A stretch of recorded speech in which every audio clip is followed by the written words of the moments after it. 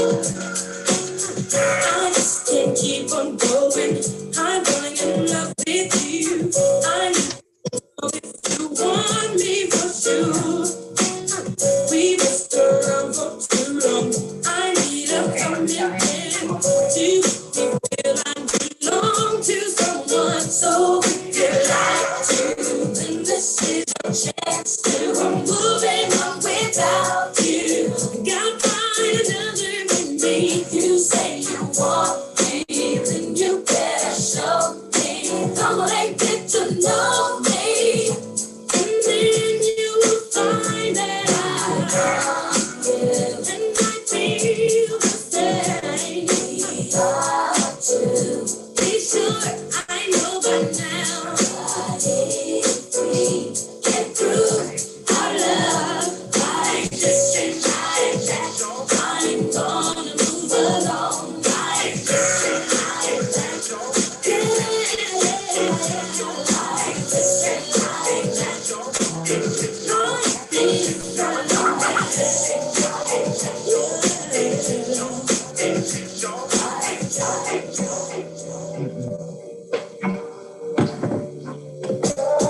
I'ma tell you this one time, but I want you to be mine. Can I come see? Can I lay with you outside? Can I touch your lips with mine? 'Cause I need you now. Don't wanna leave, I just wanna be here by your side. You make me feel and believe that we're meant to die. 'Cause I don't feel the ground, no, I don't feel the ground, but I'm feeling right. I tell you what it's all about, 'cause you make me feel this way. It's kinda like, whoa, whoa, oh,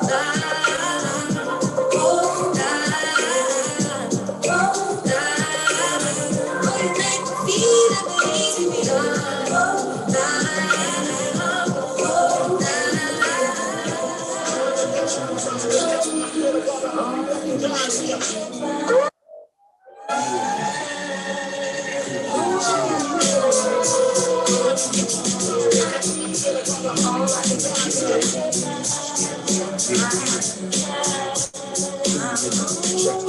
Shorty, you're there for you anytime you need me. For real, girl, let's be in your world. Believe me, nothing make a man feel better than a woman. A queen with a crown that be down for whatever.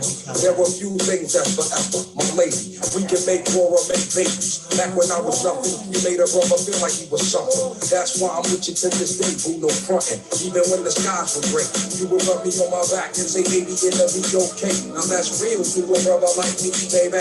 Never ever give my booty away. Keep it tight, alright? And I'm gonna walk you sure so we can live. In a fat ass crib, thousands of kids. No flight, you don't need a ring to be my wife. Just be there for me and I'm gonna make sure we be living in the afterlife of luxury. I'm realizing that you didn't have to fuck with me, but you did. Now I'm going all out, kid, and I got mad love to give with my nigga.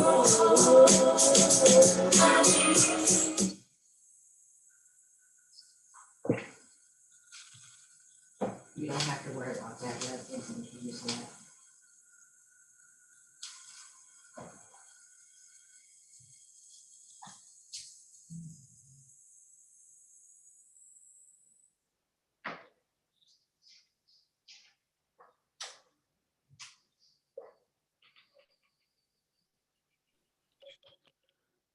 Good morning, everyone, and welcome to the 10th Annual Black Women's Roundtable Women of Power Virtual National Summit, where we are rebuilding hope, justice, equity, and equality.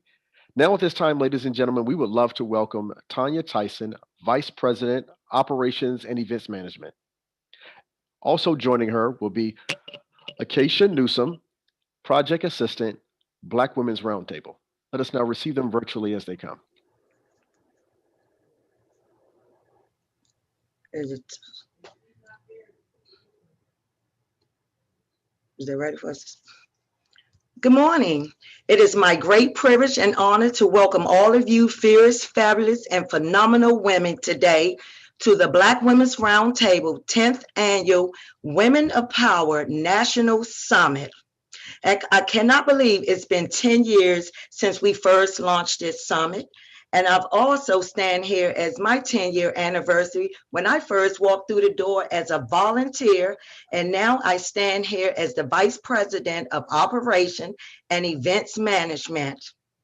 Even though we were supposed to meet in person at the Gaylord, we're doing this now virtually, and it will still be a phenomenal summit. I stand here and ask ladies, can we just take a minute to reflect of how far we have come? And the question I ask of you is, who helped you get there? It is our sisterhood. I'll share her stories of struggle, discrimination, tears, determination, love, and support of one another that brings us to the Black Women National Summit. That ceiling is cracking for us, lady, and it is ours to take. And without further ado, I will introduce my colleague, Acacia Newsom. Hello, everyone. From interns to congresswomen, from assistants to executive directors, from cashiers to cabinet secretary. The past year has been momentous for many reasons. And while I must acknowledge the work of our brothers and sisters in the war against the pandemic, who have lost their lives and loved ones to the pandemic, the lost lives of our children, brothers, sisters, mothers, fathers, aunts, uncles, and loved ones, one simply because of the color of their skin. I must recognize all of the hard work we as women are doing to change all of this. Our voices have never been more important and our seat at the table more needed. My sisters, our time is now.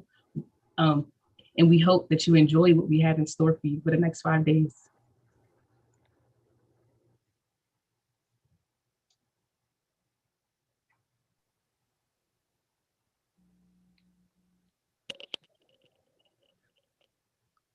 Well, Now to share with the inspiration and tips to navigate your virtual summit experience, I would like to introduce to all of us now, Ms. Leslie Dwight from the National Programs of Outreach and Management.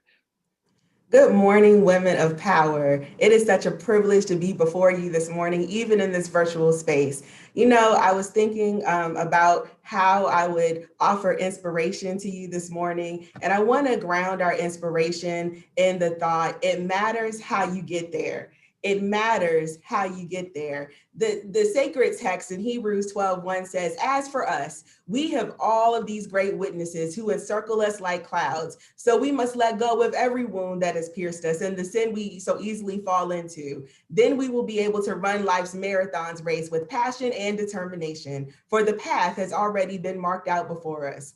Here we are as we near the end of Women's History Month. Though it's only the same 31 days that we see every year, I feel like it's never really long enough for us to be able to really uplift and celebrate our own unsung heroes. So it's fitting today that as we start our historic 10th annual Black Women's Roundtable Women of Power National Virtual Summit, that I uplift an unsung hero, shero, woman of power by the name of Marilyn Bevins. Marilyn Bevins is a living legend, and she's one of the world's first-class American female marathon runners. She has an impressive history of running marathons. And in 1979, the Boston Marathon, she ran her personal best. Come on, y'all, we're talking marathons. That's 26.19 miles. She ran it in just 2 hours, 49 minutes, and 56 seconds. And while her litany of first as an African-American marathoner is quite impressive, I lift her up in this space because her life story teaches us that when it comes to running a race, it's not always just about the finish, but sometimes it's more important about how we get there. It matters how we get there. You see, she began running in a time when there was no such thing as Title IX protections to shield her from the gender-based discrimination that was taking place in public schools. There was no training, there was no coaching for her. And in fact, she endured rejection from school-based running programs because they were only for boys. But she ran anyway because she understood it's about how you get there. When she got to college, the opportunities were still non-existent. There were no track teams or cross-country teams for women.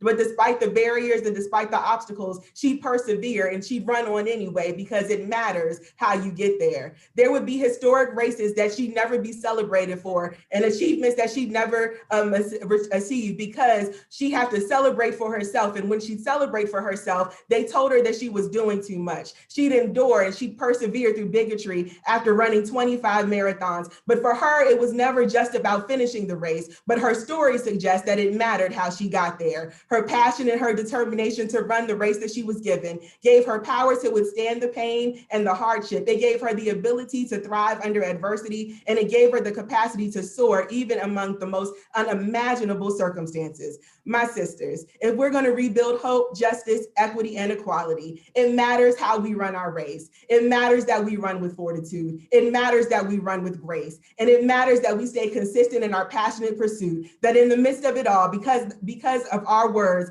hope will be restored. It matters because as we keep our hand to the plow, we will come to the point where we restore hope, equity, justice, and equality in our communities. My dear sisters, it matters how we get there. Speaking of how we get there, let's talk about how we navigate this space today. Because in this space, we want to make sure that you take full advantage of all that you have around you, even in the virtual space. We want you to connect. So some of our sessions will be plenaries, and you'll have the opportunity to speak to viewers, and you'll have the opportunity to speak to people around you. So when you have that opportunity, we want you to use your camera. We care about what you say. So we want you to mute your mic to eliminate all background distractions. And we want you to encourage dialogue with one another. It's okay to high five your sister in the chat, and it's okay to co-sign and expand the conversation. So please do connect with one another. We also understand that you may have to step away, but the good news is that these sessions are recorded. So please feel free to search our platform for the sessions that you missed, because you'll have access to every session for an entire year to catch up on all that you may have missed when you walked away. Finally, we want you to explore. So outside of our sessions, we invite you to visit our vendors and support their business. We invite you to check out our sponsors. We invite you to network with our speakers. Most of them will have their information available, and if you click on their names, you'll be able to email them to connect. So here we go. Enjoy the summit. And now we'll turn to the singing of our Black National Anthem.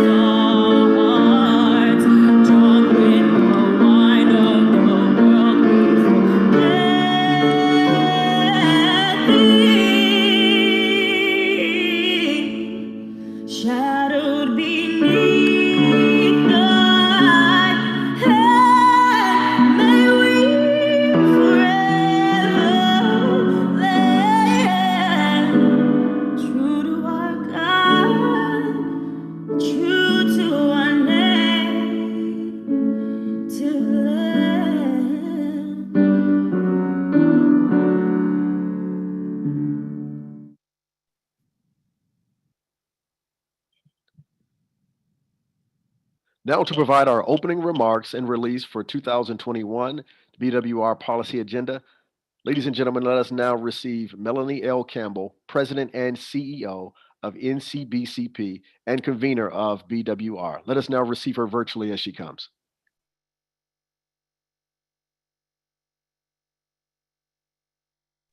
You're muted.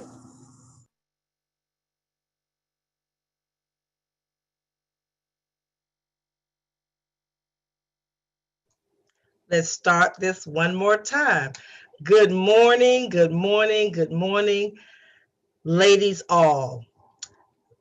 Thank you so very much for finding it not robbery to join us at this Black Women's Power Table. Although it's virtually, and we weren't sure we could pull this off, ladies, but we came together and we talked to our leaders, all the leaders of the Black Women's Roundtable, who you'll hear from a little later. And we said, we must do this. We need to get together. And right now, because of COVID-19, we have to do it this way. And we're excited about the opportunity that a year from now, we prayerfully with God's continue to do what he's doing, we will be together once again where we can hug and clap and do all the things that we have been doing, because this Women of Power National Summit is not just about the policies. It's about the sisterhood and what we say, the sisterhood. And so today we have such a power-packed day. We're going to ask you to stay with us on it. A year ago, just think, just a little over a year ago, we were together. We didn't know what we were even up against because we was in March. And they were telling us it was like a bad flu. But now we know a year later, we're over 443,000 deaths in the United States from COVID-19, with 2.7 million worldwide have died because of this pandemic. So many of us have been impacted that are on this line. And I feel your spirit in this to just say, we're going to hold on. We're going to get to the other side of this pandemic. We chose rebuild hope, justice, equity, and equality as our theme, not just for the words, but to remind ourselves as an affirmation. Together, we will rebuild hope. We're already doing it. That's why we showed up in 2020 and voted and we took our lives in our hands. Yes, we did. And we went to the polls and we voted. Black women led the way. Young people led the way. And so here we are in 2021. We shifted power, not about who you voted for. You made that choice. But we shifted power to say, we want to go forward with a hope and change agenda. We want to go forward so that we can change the justice system to make it about justice for all of us. We want to have equity. Folks talk about equality, but you can't get to equality without equity. We ain't starting on the same base. This history in this country, I won't go far in it in this moment, but we know the history of this country. And so we have to have the equity to get to equality. And so it's my job to welcome you and thank you for being here. And we hope that what we've laid out for you for these next 4.5 days will be something that leaves you rejuvenated, feeling as if we were in a room together. We're in this Zoom room, we're in this virtual power table together. So at this time, I'd like to thank those who helped us, our partners and sponsors, our marquee partners. Thank you, AARP, AT&T, Coca-Cola Company, Neo Philanthropy, State Infrastructure, T-Mobile, and Verizon. Our Sisters Invest level partners, American Federation of Government Employees, and Service Employees International Union. Our Sisters level partners, American Federation of Teachers, Charter Communication, Eli Lilly and Company, Sephora, Suchi, and Paid Leave for All. and our Sisters Act level clean. Now, my next order of business today is to virtually unveil our Black Women's Roundtable policy agenda for 2021. One of the things that we do every year is that we are on Capitol Hill, and our delegations come from across the country and in the DMV area, and we go on Capitol Hill. We talk to Democrats, we talk to Republicans, we talk to independents, because whoever's there, whoever is there, they're our elected officials. So we take our agenda there every year. And we've been doing that now for at least for the last 10 years. So I'm just going to give you the top line of what we're going to be doing tomorrow, which will be a virtual Hill visits in the morning. The state delegations will be going and set up meetings to talk with their elected officials in the 117th Congress to lay out our agenda, as well as local issues that are affected. But our national agenda policy priorities are coronavirus COVID-19 relief, protecting the safety net, Social Security, Medicaid, Medicare, SNAP, TANF, health care. And this will be posted later. Criminal justice, economic security and workers' rights. We're also dealing with, under criminal justice, the issues around hate crimes, as we all know, and we'll be talking about that with some of our APIA brothers and sisters on Friday. The issue around hate crimes and the rise in racism is real, and we are going to stand in solidarity with our brothers and sisters as it relates to that. Economic opportunity and affordable housing, business and entrepreneurship, immigration reform, quality education for all, democracy reform. We have 43 states that's trying to roll back the clock on our voting rights, and we will not stand for it on our watch. Equal rights, a plan for Black America. One of the things that we think that needs to happen is that we have to do more around dealing with systemic racism, structural racism, systemic racism that has been pervasive. And last year was one of those things. We think about all the deaths from George Floyd to Ahmaud Arbery to Breonna Taylor and too many more. So policing reform is also a part of our agenda. Technology, environmental justice. It's time for DC statehood. Can I say that again? It's time for DC statehood. The Shirley Chisholm Congressional Gold Medal Act is something we're promoting. Woman of the 20 Act of 2021, and creating respectful and open world of natural hair Crown Act. And there's details in all of that. And so we came with this plan that was developed by our national and state Black Women's Roundtable members.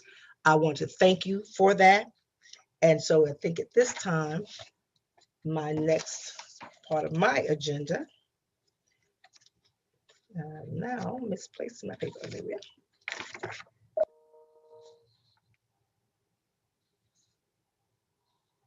And now it's my pleasure to turn it over, back over, and I believe our next voice you hear will be from my Vice Chair of the Board of the National Coalition on Black Civic Participation, our sister, our leader friend, Diane Babineau, who's the Vice Chair of the Board of the National Coalition on Black Civic Participation.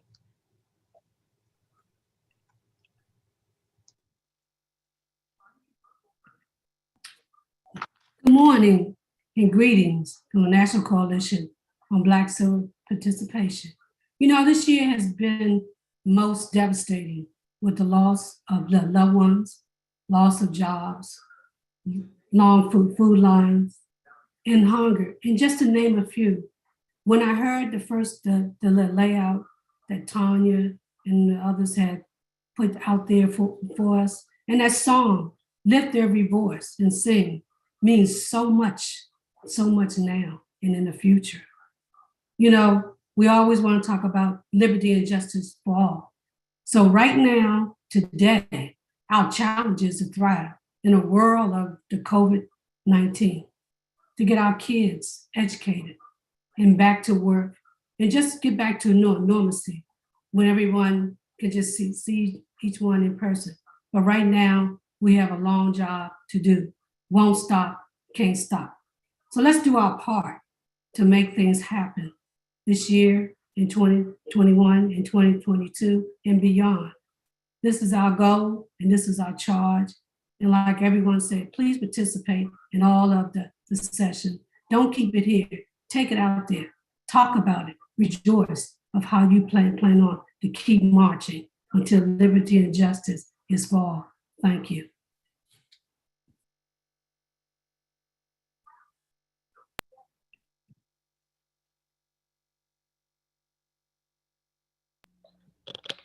Now at this time, ladies and gentlemen, let us now receive Tanya Clayhouse, Senior Program Director of the State Infrastructure Fund of the Neo Philanthropy. Let us now receive her virtually as she comes.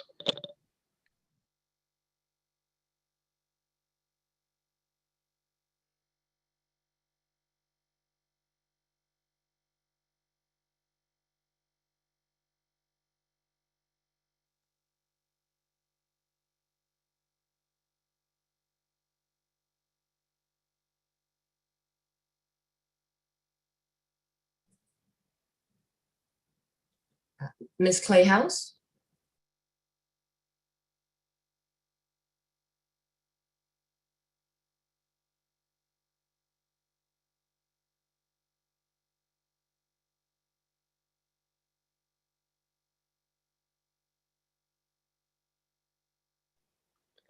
Now to provide our marquee partners' remarks, let us now receive Tanya Lombard, Vice President of External Affairs and Head of the Multicultural Engagement and Strategic Alliances from AT&T. Let us now receive her virtually as she comes. Hi, good morning, everyone. I'm so excited to be here celebrating Women's History Month with each of you. My name is Tanya Leah Lombard, and I'm Vice President of Global and External Affairs at AT&T.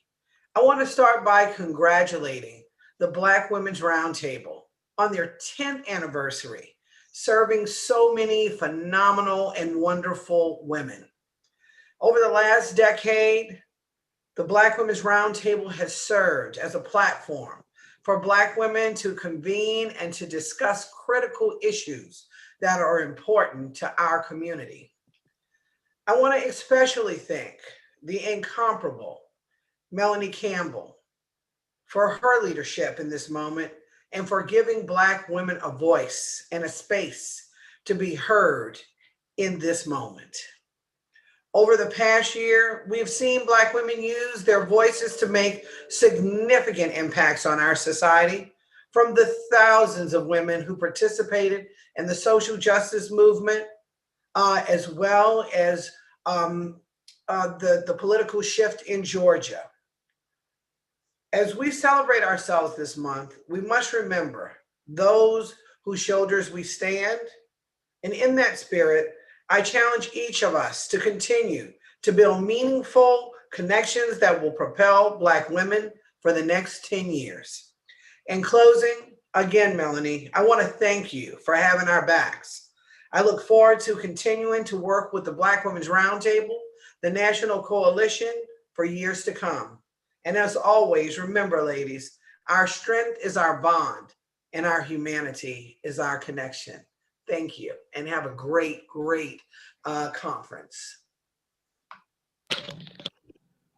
Now also to share from the marquee partners' remarks, let us now receive at this time Tanya Clayhouse, Senior Program Director of the State Infrastructure Fund of the Neo Philanthropy. Let us now receive her virtually as she comes. Good morning. Again, my name is Tanya Clayhouse. I am the Senior Program Officer of the State Infrastructure Fund of Neo Philanthropy Foundation. First, I want to congratulate and honor Melanie Campbell, and the staff for putting on this convening. I know how difficult that can be, and I want to say thank you for bringing us all together. The State Infrastructure Fund is a proud sponsor and a proud supporter of not only the National Coalition on Black Civic Participation, but also the Black Women's Roundtable. And we believe that their leadership and their dedication and commitment toward the vision of an inclusive society and inclusive democracy is necessary in order, and particularly today, in order to ensure that all of us are represented equitably. Now, CIF's mission is to support the civic engagement and voting rights of the underrepresented voters, as well as to uplift and support BIPOC leaders, particularly women of color. And I am proud to say that the State Infrastructure Fund has supported the National Coalition as well as the Black Women's Roundtable for the past 4 years, which started when I joined the State Infrastructure Fund. Suffice it to say, I do believe, and I think that it must be said that empowering Black women leaders in any organization, including in the funding community, helps us all. As the Senior Program Officer of the State Infrastructure Fund, as the chair of the Civil Rights Law section of the National Bar Association and an attorney, as a civil rights advocate for the past 20 years in our coalitions and throughout the community, and particularly in the Obama administration, I firmly understand and believe that today we need the Black Women's Roundtable more than ever. I'm a proud mother of 2 sons, and I know how important it is to ensure that we are making this society better for all of us. My sons need us. They need each one of you to be their guidepost. And thank you so much to Melanie and to all the staff for what you continue to do and what you will do moving forward. Again, thank you for this work. On behalf of the State Infrastructure Fund, we salute you. We are proud to be a supporter, and we welcome our continued partnership throughout here, or from now and beyond. Congratulations for this beginning of this convening, and we look forward to seeing more of it and to being your partner throughout. Thank you. Unveiling Raising the Stakes will now be presented by our favorite and our following: Melanie Campbell and Gwen McKinney, the creator and the campaign director.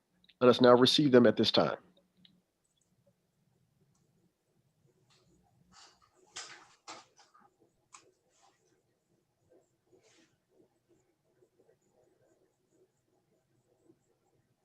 Hello, hello, hello again. It is an honor and a privilege to connect with my sister, Gwen McKinney, with McKinney and Associates. We connected around the election, and we started talking and having conversation. And God has a way of connecting you at different times in life. And we were just saying we wanted to make sure that the Black women who did the work, surely Black Women's Roundtable sisters did the work, as many other sisters did the work. And when we were talking and said, well, what can we do together? This is time for us to work together. We've worked around and been with each other, been in spaces, doing things, but this was the year. And Gwen McKinney is a quiet storm. Yes, people know her as the PR guru and all those things, but she is passionate about lifting the work and the lives of Black women, those who have gone on, to those who are right here, right now, and also to make sure that this current generation and those coming forward will be able to say, I know the power of Black women, the power of our sisterhood, the power of our vote, the power of our leadership, the power of our vote. And sometimes it's just the power of our vote and not the leadership. And we say it has to be both and that's and there's more to us than the vote and our leadership for sure. But it's the whole Black woman and what we mean to this country and how we play our roles in doing the work. And we do it, and we many times don't get credit. Many of you out there don't get the credit that you deserve. And so what we said, we're going to do something about that. And so we got together and created this concept of raising the state's ground power. But I'm not going to go deep into it. I'm going to turn it right on over to my sister leader, my friend, Gwen McKinney. Thank you, Mel. And to everyone, good morning. More than an honor, this is absolutely a necessity. And I just want to contextualize this with a historical note, and it'll be quick because I only have a few minutes. 125 years ago, Black women came together and brought an organization called the National Association of Colored Women's Clubs in 1896, the first Black organization, not just women, the first Black organization, which created a blueprint for the NAACP, for the Greek organizations, for all the organizations, the Black organizations that follow, coming together with far-flung but common interests around emancipation, empowerment, literacy, anti-lynching. It was the full panoply of struggles and challenges that Black folks were fighting for then and now. Validated or vilified, celebrated or unsung, Black women have always gotten the job done. Sometimes with no credit and less resources, we do it because that is in our DNA that goes back 400 years. Fast forward, 21st century, 20 years in. If Georgia was ground zero, the rest of the country was a proving ground.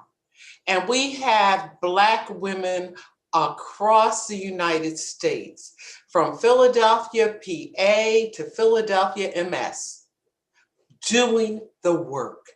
And that is the thing, as Mel said, that is so critical. Lifting up voices, lifting up vision, lifting up stories, and affirming our power. And that's what Raising the States is all about. It's telling stories about the mobilizing so that the mobilizing does not happen in darkness and that the work continues.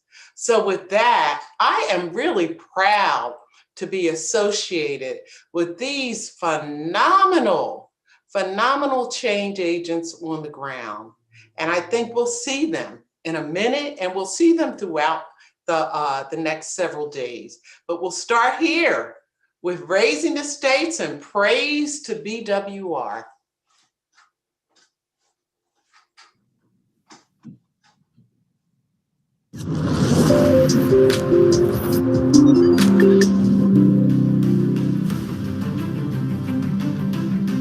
Black Women's Roundtable is pure joy. It's pure joy. I think of all the sisters who are out there getting it done, and it just brings me joy. And I feel the power and the accomplishments that we try to make every day to make sure that Black women and girls live healthier, wealthier, and wiser lives. Black Women's Roundtable. Black Women's Roundtable, our logo is BC Saka, a sack of coconuts, the Adinkra symbol for affluence, unity, power, and abundance. Black Women's Roundtable, that's this table where all my beautiful sisters gather, and we gather in the spirit of love, unity, and power. Black Women's Roundtable is a village. It is a village of love, of mentorship. It is a village of women lifting and pulling other Black women up with them. We don't do this alone. We don't stand and say I. Black Women's Roundtable is a we, and I am proud and excited to be a part of that we. The Black Women's Roundtable is the air I breathe. It's the life that I live. Black Women's Roundtable, the sisters that are a part of the Black Women's Roundtable have really worked for decades together collectively across the country to change the lives of Black people in our communities. The Black Women's Roundtable has been a great vehicle for bringing Black women from all walks of life together to learn from each other, but more importantly, it's a space where we can appreciate and honor and love each other as sisters. This is a space, a sacred place that I feel as though that Black women could come from the boardroom to the sister that's living in the project, that we all come together and we all got a common goal when we sit at the table. Black Women's Roundtable is a place that lets you know that you're not alone. That there are other women doing amazing work all around the country, and that you are a part of something that is bigger than yourself. Black Women's Roundtable make things happen. Black Women's Roundtable is a place where all of us can gather and learn from one another, support one another in the work that we're doing in our different cities and states around the country. And we also share what's important to Black women with other people. Black Women Roundtable is so exciting because it's given all of us a voice, a platform in which we can articulate what our challenges are, what our successes are, but it gives us a foundation in which we can launch the difference that needs to be made in our society on a local, state, and federal level. When I think of Black Women's Roundtable, I think of power, I think of sister friends, and I think of working together. Black Women's Roundtable is a sisterhood of Black sisters dedicated spiritually, faithfully to help build and uplift each other's work.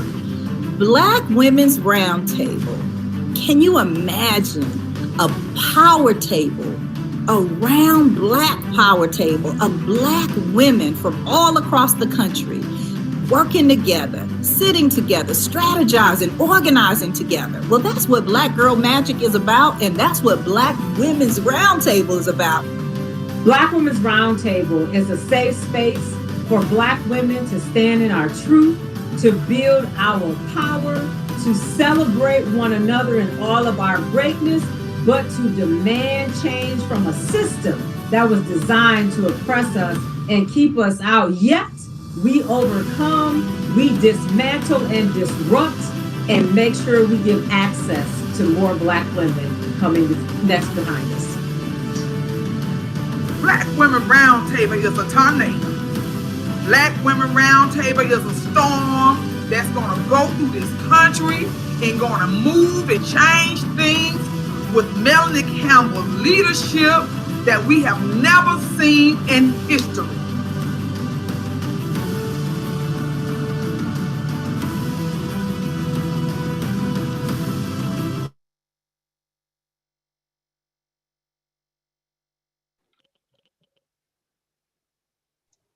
Now at this time, to receive remarks from our Vice President, Kamala D. Harris, we will now have the introduction of our speaker by our own President and CEO, Melanie L. Campbell. Let us now receive her virtually as she comes. Thank you. And thank you again, Gwen McKinney, for giving us a sneak peek about what raising the state's ground power is all about by lifting up the voices and leadership of the leaders of the Black Women's Roundtable. Again, like I say, all over this country. We're in the South, we're in the Midwest, we're in the Northeast, in the Mid-Atlantic. And eventually we'll grow on across the country. So stay tuned. But it is my honor at this moment, in this moment of Women's History Month, I like to say Women's Her Story Month, to have the first woman, first Black woman, first South Asian woman to be Vice President of the United States of America. And that's Vice President Kamala Harris. We could not think of a more powerful way to celebrate Women's History Month and our summit's 10th year anniversary than to hold space with the first ever woman vice president. This is more than an opportunity to acknowledge the history that was made when VP Harris was elected and sworn in. It is also a call to action to build community, deepen our purpose, and march forward with intention. We also know that her very presence is encouraging hundreds and thousands and indeed millions of girls and young women participating today, because we do have a girls track, and all over this nation, to dream even bigger dreams and believe they can be anything they want to be. We know that Vice President Harris and President Biden are a dynamic duo who have been brought together, I believe, for such a time as this, to lead, to build, and their theme of building back better, building back better together, building back better with the American people, building back better and not running away from things like racial equity as a central point for their administration.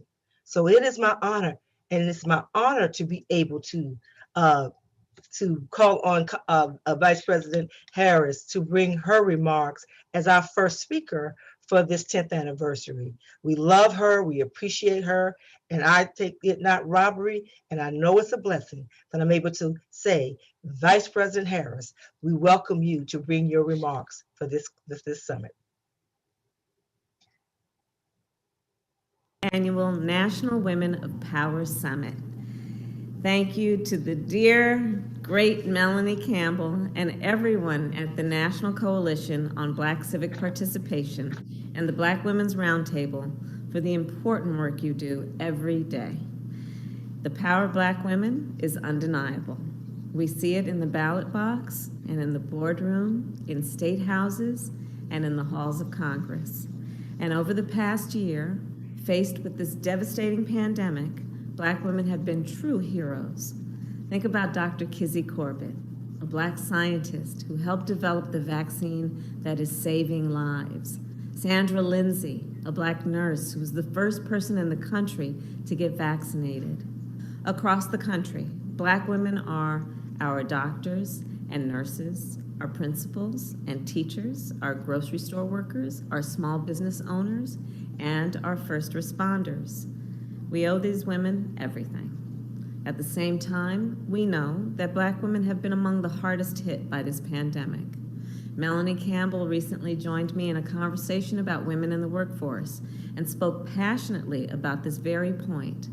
More than 2 million women have been forced out of the workforce this past year, and many of those women are Black. They are women who work in industries that have been devastated, women who work in jobs that didn't pay enough even before and have disappeared now. They run small businesses that are struggling to stay open. And with daycares closed and schools remote, they are juggling responsibilities at work and at home. I want you to know that President Biden and I see it all, the power of Black women and the pain Black women are experiencing. Our American Rescue Plan is getting relief directly to families across the country.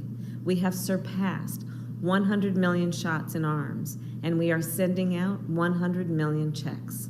We are investing in small businesses and schools, childcare, and community. This plan will reduce poverty in Black communities by more than 30%, and it will lift half of all of our children who are living in poverty out of poverty.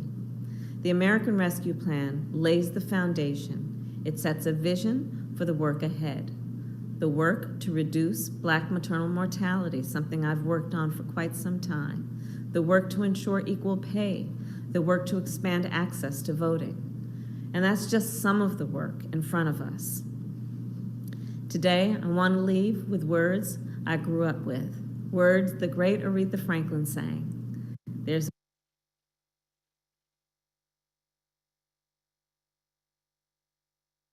a world waiting for you. Yours is the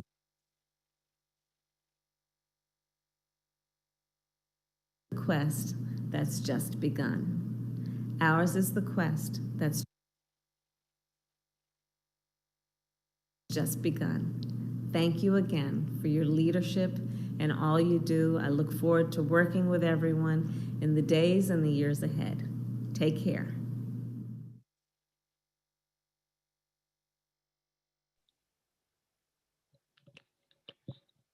The Black Women's Roundtable would like to really thank and extend great appreciation to Vice President Kamala D. Harris for her comments, for sharing with us today. We greatly appreciate it. Now at this time, ladies and gentlemen, we would like to now prepare and to share with all of you the Raising the Stakes Interlude.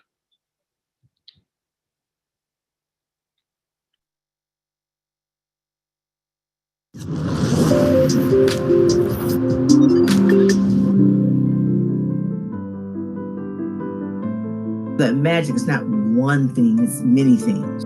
It's just Black girl magic, and you have to be a Black girl to understand.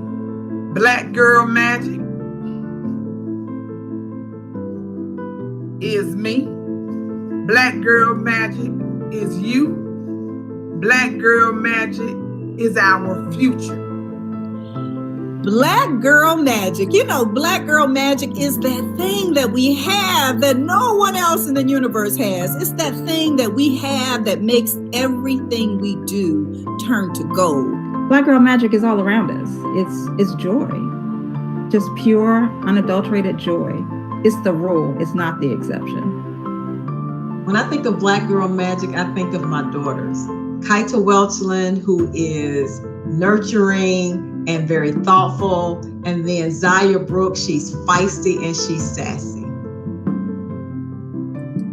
We believe in Black girl magic. Not the magic where you wave a wand and poof, but the magic of showing up as our full selves in everything we undertake. Black girl magic, for me, is really making a way out of no way. Every position that I've ever had leading an organization, I've gotten that organization after it ran out of money, after it didn't, no longer was really viable, and taking that organization and turned it around and made it fiscally and financially viable. That to me is Black girl magic, making a way out of no way.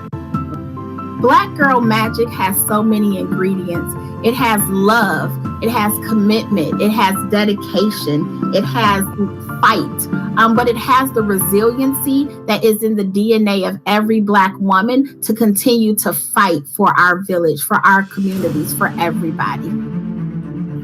Black girl magic is being able to sit at the table of change, but if not, we have learned that we can create our own table and bring our own chair.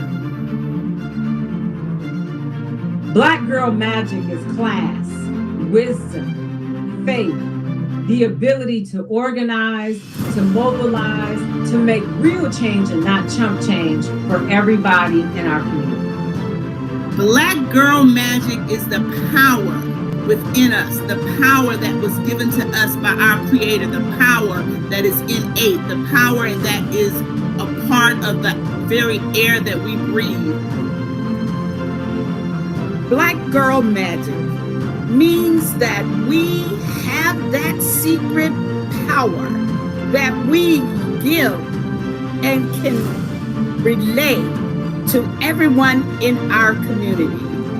That magic to make certain that all of us climb that ladder of success together. Black girl magic is when you see women rise to the top when you think they absolutely could not. We just surprise when people say no, we really show you what yes looks like. Black girl magic is fearlessly following divine inspiration so that you are on purpose, on time, practically perfect and totally divine. Black girl magic is being your unapologetic, authentic, beautiful Black self. That is the magic of Black girls.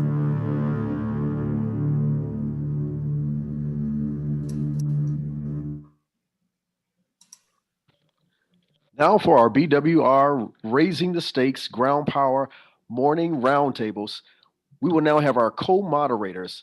Let us now receive virtually Leslie Dwight, National Programs and Outreach Manager, also Lisa Fager, the Senior Advisor of the Resource Development and Programs Management. Let us now receive them now as they come. Well, good morning, ladies. It is great to be before you again. And listen, you guys are in for a treat because you are going to get a sneak peek of the action, the people who are behind the action, the boots on the ground all across the states. We want to welcome you to the Black Women's Roundtable, Raising the States. And I'm your moderator, Leslie Dwight, the National Programs and Outreach Manager, and my co-moderator, Lisa Fager. She's the Senior Advisor of the Resource Development and Program Management. And she's going to kick off our panel discussions today. So Lisa, take it away. Thank you, Leslie. Good morning, everyone. Welcome to the 10th Annual Black Women's Roundtable Summit. I want to introduce our folks today. This is like my favorite part of the summit, when we get to hear from the people doing the ground game, as I say. They don't just talk about it, they are about it. So let me dig in right away and get to our roundtables. We have them split up into regions, if you've looked at the agenda. So the first region we're going to get to is the Mid-Atlantic and region. And we have Donna Frisbee Greenwood, who's the convener of the Philadelphia Metro Area Unity Coalition. Welcome, Donna. We have Krista Jones, co-convener of the Northern Virginia Coalition. She's also the founder of the Virginia Leadership Institute, Vote, Lead, Impact.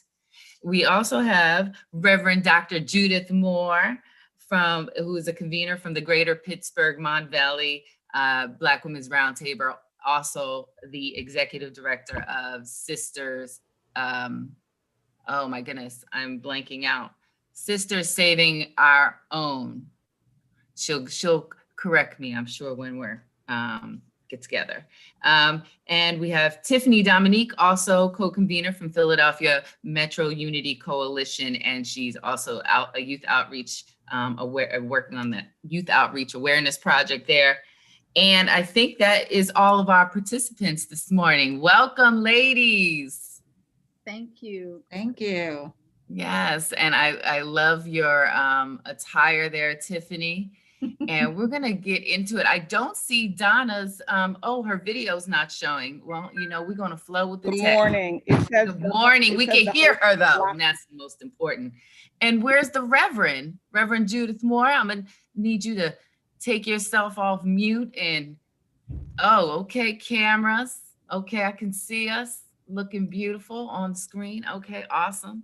And so we're gonna dig in to this conversation. We have 20 minutes, ladies, and I know there is so much to talk about. So one of the things I want to talk about is how have the lessons that you learned in 2020, get out the vote and such, and also COVID pandemic, how has it prepared you for the next election and or policy fight? So let's start with, these square boxes, we're all on different screens. Let's start with Donna out of Philadelphia. Good morning, and I bring you greetings from the city of sisterly affection. So happy to be here with all of my sisters from around the country, and just to be a part of the Black Women's Roundtable. We learned so much from the work we did on the ground. I have to say, it was probably our most challenging year in terms of registering people to vote and getting people out to vote, because we couldn't do things in the way that we were traditionally used to due to the pandemic. We had to keep our distance, but we still got out there in communities and put items in the doors in neighborhoods we were targeting. We still were able to have conversations with people at a distance to encourage them. And we really used social media a lot more than we had previously, from hosting conversations online to also, using social media to register people to vote and remind them to vote. And we also, use the old telephone, which we've been used to using. But it really, it pushed us to develop new ways of getting people out to the polls. And so we learned a lot from this pandemic, and we'll continue to use those lessons that we learned. So let me just continue with Philly and go to Tiffany. So what were some of those new and creative ways that were used that you hadn't used before that really were effective? Donna really talked about it. The use of social media, us using Instagram and doing Facebook Lives and running town halls and these virtual spaces through social media was definitely something new for us. It really provided us a new skill in our toolbox. And we've been doing text messaging for a while, but to do the text message campaign and doing our using QC codes in order to do exit polls, it was very exciting and engaging. And we really learned a lot that way. And we learned that people were still craving that sense of connection, and it allowed us an opportunity to connect to people in that way. And tell us, what was that QR code? How did that work? We posted it on flyers, we put it in postcards. It was a pandemic and it was still hard to reach people, but we still use our networks to get out the vote, to get people to be engaged. And the QC codes was really one of those things you just take out your phone and you scan the little weird box. And it took people to the exit poll and really helped us identify, what issues were important to Black women, what issues were important to Black men, what issues were important to Black youth. And that was just a very exciting way to find that out in this social distant time. Awesome. And so I'm going to change states for a second and go over to Northern Virginia and ask Krista the same thing. I mean, what were some of or really we can move forward and say, what is the next critical factor that we need to move us forward? From learning these things and going through this challenging time. Well, I would first of all, just want to say thank you for this forum. So excited to be here with all of my sisters. But I would agree with what everyone has said. I would also say some of the things that really stood out to me from last year were really focusing on the joy at the polls, in addition to a lot of what everyone has said. That type of enthusiasm was really needed. And that's something that we should have been doing for a long time. And some of us have started to implement, and we can definitely move forward with that in the future. But to be perfectly honest, as we move forward, and also something that I think that we learned last year and this year, is that our legislature can move quickly when needed. And all of the great things that they did, eliminating the witness signature, we may have former felons may have the right to vote in Virginia soon. We got our redistricting done. Drop boxes were installed, absentee ballots. So there were so many changes in legislation that are really going to be effective for us for a long, long time. So that's probably one of the best outcomes, as well as what we have to look forward to. And what do you think we have to look forward to? I mean, now that the election is over, it seems that we have been challenged with all those good things that you just said happened. And now, how can we even go backwards? So one of the things that I am really interested in us doing here in Virginia is, for so long, I feel like a lot of our activism has been reactive. We've waited for legislation to be introduced. We've waited to make moves that way. Now it's time for us to really do a much better job of getting in on the ground floor and drafting legislations. So a lot of the organizations that I'm working with are really intent on just being more optimistic and proactive and looking at what has and hasn't been done, and then figuring out what do we really need to do to get that done, get it drafted in legislation, make those connections all year round before the next General Assembly session. Yes. Exactly. And so moving to, I'm going to just keep spreading. We could have this like a conversation. So Reverend Judith Moore, you are in the greater Pittsburgh area, and I know there were some challenges there. Yes, absolutely. I mean, it really, really, really was a challenge, but even in the midst of all of that, we still got out and did as much canvassing as we could. We got out and we did door knockers. We also did a lot of phone banking. We put up billboards.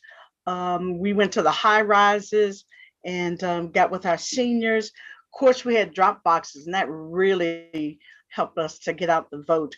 But we also hosted get out the vote parties. And so that really helped us to get out the word of how important it is to vote. And I'm sure those were virtual. Yes. But yes, because that is the new thing, the new virtual party. Yes. And so one of the things I want to, first, I'm just going to do a time check, make sure we're still on time. And what I want to do is want us to all to think about what are we working on right now and how are we making it happen? I mean, what is our most important policy issue? I know we have a lot on our plate, but where you are and what are you working on? And I'll start in the same order that I left off and start with Donna. Well, I'm going to turn it over to my co-convener and mentee, Tiffany, and let her take the mic and talk about the work we're doing now. Awesome.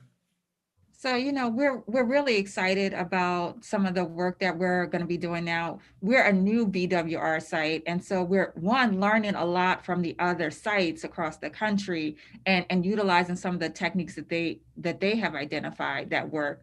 But what we're going to do in Philadelphia, you know, COVID is still unfortunately ravaging communities of color, even with the amount of uptake that we've had in vaccine. So we want to really talk about what are the challenges that people are still having in terms of accessing vaccine and making sure that we help them in that way. So identifying what those barriers are and also what the successes are in terms of vaccine acquisition. We are also looking at family paid leave for all. You know, we are excited about trying to push legislation forward that will make sure that people are having a living wage. We've clearly seen that people are struggling. They were struggling before the pandemic, and this has just exacerbated some of the challenges that people are having. And we know that this is an important policy issue to work on.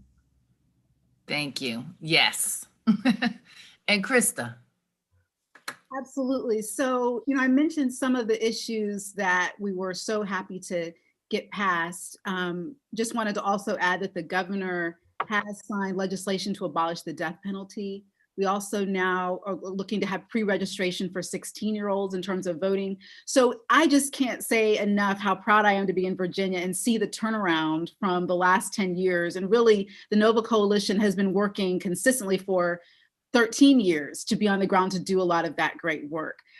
This is a gubernatorial year, election year in Virginia. Every year is an election year in Virginia, but we do have a gubernatorial race. We're one of only 2 states. New Jersey is the other one. We have a very heated primary, and there are a lot of, I realize this is a nonpartisan forum, but we have a lot of great African-American candidates running. So we really think that's a show of progress for the nation. So in Northern Virginia in particular, we're going to be still doing a lot more get out the vote. We're going to be using a lot of those lessons learned. We know that people are going to be using early vote a lot more than we ever would have thought they would have. Some people may start to feel more comfortable voting in person, but all of those laws that were passed, we're going to utilize them and make sure we're vigilant and make sure there is nothing crazy going on at the polls. So that's that transparency and that accountability is something that we're really going to be looking for because a lot of these reforms are new. And then we are going to be doing an adopt a precinct. We're working with some great organizations on the ground, the Links, the sororities, the fraternities, National Coalition of 100 Black Women, and we are going to be adopting a precinct to do whatever we can using the lessons from last year to get out the vote and make sure our voter turnout is even higher than it was in a presidential year. Yes. And Reverend Dr. Judith Moore, would you like to close us out on what is going on and what are you working on in Greater Pittsburgh right now? Well, we're working on a lot. I mean, can you imagine? I mean, a little bit of everything. We're concerned about the quality of air. We're working on the rise in hate crimes. COVID, we're the first to get COVID, but we seem to be the last to get an appointment. Unemployment is really rapid. And so we're trying to figure out how we might be able to come and address that and how we can teach people how to shift. As you know, they're trying to stop us with the mail-in ballots. They're trying to redistrict folks in the Black communities. and still fighting paid leave, sick leave, and we just got turned down for $15 a minimum wage increase, even though women are 53% in the workforce. But the good news is that even in the midst of May 18th, we have the mayor's race judges, we're going to have a Women History Month celebration. It's going to be a town hall meeting, and it's called Race, Gender, Justice, and the Judiciary Process. But the good news is, is that we're like a tree planted by the river water. And so we're not scared of the heat that's going to come. We're not afraid of a drought that will come, because our vote will bear fruit. So that's it. Yes. Thank you. I knew you would close us out. So we're closing out this session. I want to thank these women because they do it all the time. I mean, their ground game is fierce. Okay. And so thank you, Mid-Atlantic region. So we're going to move on to the Midwest. And we know there was some shenanigans there, and we know that we learned a lot. So I'm going to bring those women to the virtual stage. Thank you all. Let's see. Thank you so much. And now at this time, we will have Raising the Stakes, Black Girl Magic.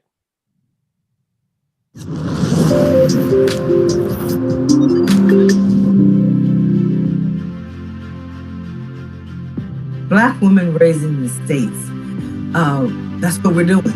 Black women all over the South, all over the country are taking their political power and their voting power and their organizing skills and working in unity. And that force is making change. The key to raising the states is the consistency of organizing and doing that from an intergenerational way to make sure that table is wide enough and big enough that we're constantly beating the drum for change.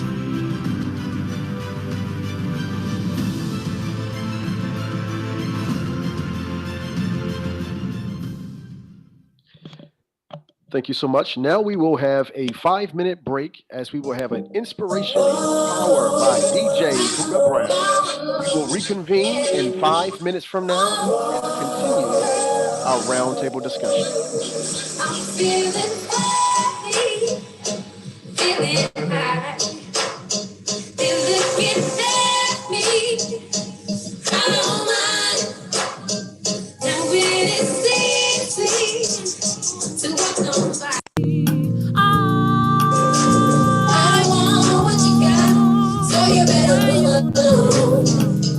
I ain't gonna break for that. I'm a woman. What's up? I ain't gonna take time. I'm a woman. What's up? I'll get you nowhere. You don't wanna see me. You don't wanna go down. See me spin around, see me spin my golden road. Is that better? I'm feeling high. My money's gone. I'm all alone. Too much you. The world keeps turning. Oh, what a day. What a day, what a day. Peace and blessings manifest with every lesson learned.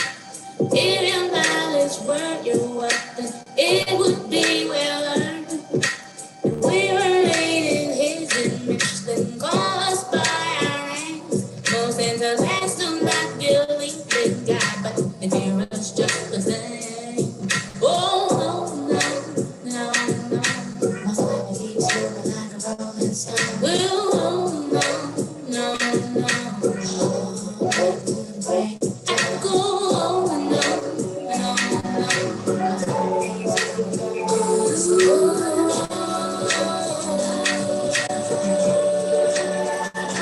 See, she's terrified, boy, it's like a magic. Yeah, she scares the nothing. There's no who would tell me. We go missing by the hundreds. Everybody check us, everybody check us. The camera Kill our sons with lynchings. We get loud about it. Oh, now we're the bitches. Look at what they did to my sister. That century last week. They put her body in a jar and forget her. They lost our liberty. Look at what they did to my sister. That century last week. They make her hate her own skin, treat her like a sinner. But what they don't understand, but what they don't understand, but what they don't understand, see what they don't understand. See, she's not like them. She's not no magic. Yeah, she's scared the government. Change our whole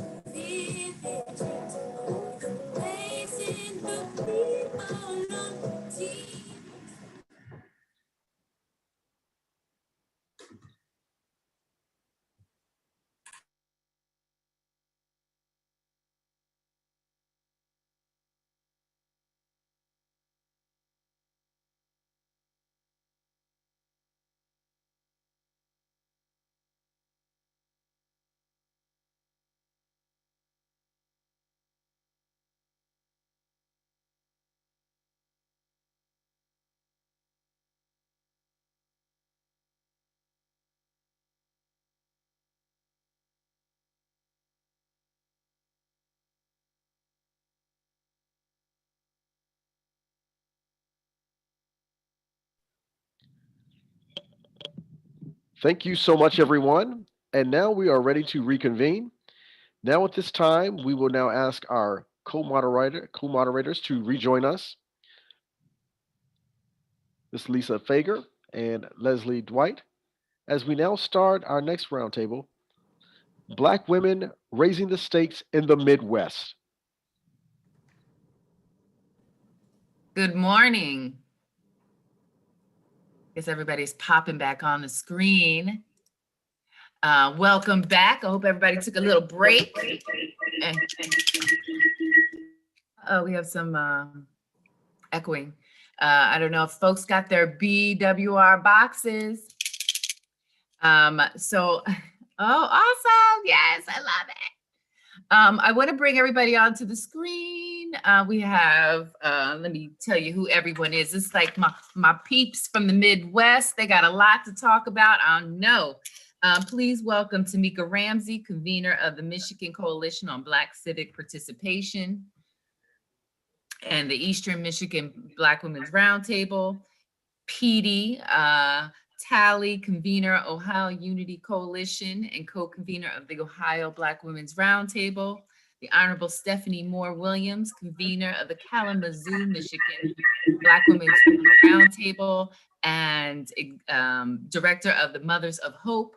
And Angela Shute-Woodson, co-convener of Ohio Black Women's Roundtable, also the executive director of Greater Cleveland's Voter Alliance. Welcome, ladies.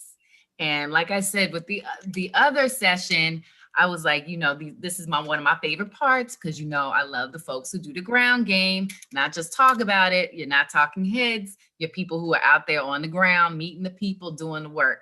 And you're the people we need to hear from. So I'm not going to be talking too much. So let's dig in. And I'm going to start, let's start in alphabetical order, make it easy. Tamika Ramsey.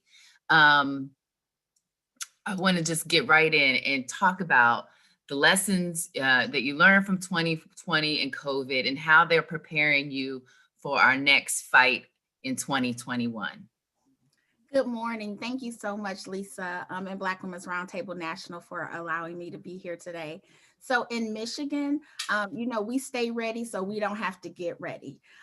We think it's very important. COVID really helped us to see, one, that we knew that the digital divide was going to be real, even with census. Like this was something Black people were saying already. And with the pandemic on top of it, just showed truly how big that divide is and how important it is for us to be on the ground. So we were text messaging people, we were calling people, we were were doing lit drops. But I think one of the most important things is when we say meet people where they are, we were purchasing tissue and making sure people were had some of the very basic needs. So as we were passing out tissue and household cleaning supplies, talking about the census, talking about voter registration, for people to understand how important their vote and their voice is and how it really does reflect on some of the things that we were dealing with last year.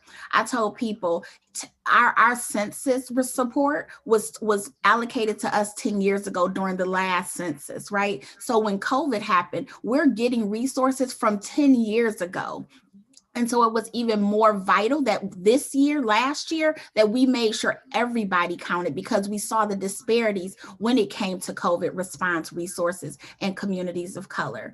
Disinformation was really big in Michigan. People call you and lie. They tell you that you can vote after the election so that you don't go and vote the same day. They will tell you that if you did absentee ballots, that the police would come for any warrants. That was lies, right? And the people who told those lies are being prosecuted, and Black Women's Roundtable is standing firmly with that court case as well, to make sure that you cannot lie and misinform people and think that that's okay. So we are standing tall in community. We will continue to engage community in any way possible, because voting is more than just one day out of the year. It is about our daily quality of life, and we need to make sure that our communities are safe, that we have safe drinking water, that we're able to breathe clean air, and that we have the resources. Thank you. Yes, all of that. And we're going to continue with Michigan. And Stephanie, tell us what Kalamazoo and what are you doing? What is your next critical work? And I know that you've been doing a lot of work. I'm excited to hear what the stuff that you're doing around COVID response. Absolutely. I am honored to serve as the convener for the Black Women's Roundtable in Kalamazoo. And we were walking in stride with our sisters over on the east side of the state in Detroit and Pontiac. So thank you, Tamika, for your leadership. One of the unique things we did here, Lisa, in Kalamazoo, is we were distributing laundry detergent. We learned that the majority of the people living in the urban neighborhoods did not have access to laundry facilities, and they did not have washers and dryers in their home. And we also learned that having the affordability of detergent, of bleach, of ammonia, Lysol, all those things were a barrier as well. So we got out there on the ground. We was distributing those essential items along with face masks and everything people needed to do to keep themselves safe and adhere to the CDC and local health department requirements. What we also did is we did a lot of conversation with the folks. Do you know what to do? Making sure you wash your hands. But also, we also talked to them about the face mask. Do you know how to properly wear it? Cover your mouth and your nose. Do you know when to wear it? When you're in the house, out the house, at the grocery store, the doctor, or whatever. So there was a lot of opportunities to educate and to empower people throughout this pandemic. As far as going forward, what we're really doing is enhancing our community engagement. Tamika talked about the digital divide. It is real. We have held vaccine clinics 3 times in the last 3 weeks, targeting people of color, Black, Hispanic, living in the core urban neighborhoods in Kalamazoo. And what we found is the more we put out in the virtual world, everybody but us was able to access it. So we had to figure out how to go off grid to communicate directly with the individuals that we were targeting. So through text messaging, through knocking on doors, to doing phone chains with some of the largest families within our community, but getting that right down to having mama, grandma, sister, ma, and them call folks and say, listen, baby, this is safe, it's effective, it's good, get vaccinated so you can go to work, educate your children, keep your family safe, breathe and live. And so it was really important for us to keep that one-on-one connection, that communication going forward. Lisa, we plan on continuing our ground game to make sure people are safe, healthy, and strong, so that this local election, not only are we voting, but we are on the actual ballot. Black faces, especially Black women, running for office, for leadership positions, for nonprofit organizations, boards, advisory boards, and committees. Honey, we are the table. We ain't got time to bring no chair. We setting our own. Yes, I love it. And I want to encourage folks who are out there listening to us virtually to please put comments in the chat. Again, the Hoover app is awesome, and we can continue these conversations after we do this roundtable discussion, where also folks who are in the Mid-Atlantic, in the Midwest, in the South can connect to our local ground game coalition and network so that we can get it done. Because, hey, you hear it, we got a lot of work to do. So with that said, I'm going to move over to our Ohio sisters. And PD, I know, and I love it. This is what I love, that we get to share these best practices on the ground. And I really want PD to share, who's with the Ohio Unity Coalition, about what Ohio BWR is doing around COVID. I mean, I love your campaign, and it can be duplicated, but we know you're doing it. So let's tell them. Okay, thank you. Uh-oh, there's a lot of echo. A lot of feedback. Is that better? Okay, thank you so much, Lisa, and thank you to Melanie and the entire team of the BWR. Happy to be here today representing the great state of Ohio. Ohio always has some unique challenges, right? We were the first state, just a quick about 2020, we were the only state in the country that actually canceled its primary election due to the COVID pandemic hitting. And so we had some challenges in 2020, but we overcame those challenges to make sure that Black people were able to vote in 2020. And Angela will talk a little bit more about that. Moving forward to 2021, we noticed very quickly, again, the electronic digital divide for our community is very real. Right? So the registration process for COVID-19 was all electronic. People were supposed to go to a website, register, and get signed up. And we know that, again, for our community, especially in a pandemic, that was going to be challenging. And so what we decided to do was to figure out, how do we use some of our tactics that we use to get out the vote to jumpstart a campaign that would get more of our people signed up. And so what do we do, y'all? When we do campaigns, we phone bank people, we knock doors, we do lit drops.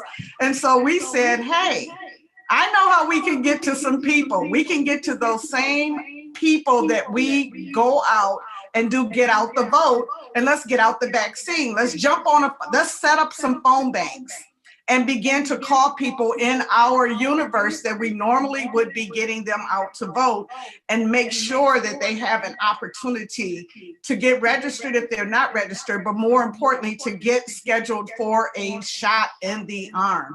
And so we partnered up with a couple of churches in a couple of states to kind of pilot the program. And it was wonderful when we called the church and said, hey, we want to phone bank people to drive people to your chairs for your vaccine clinic in your community church.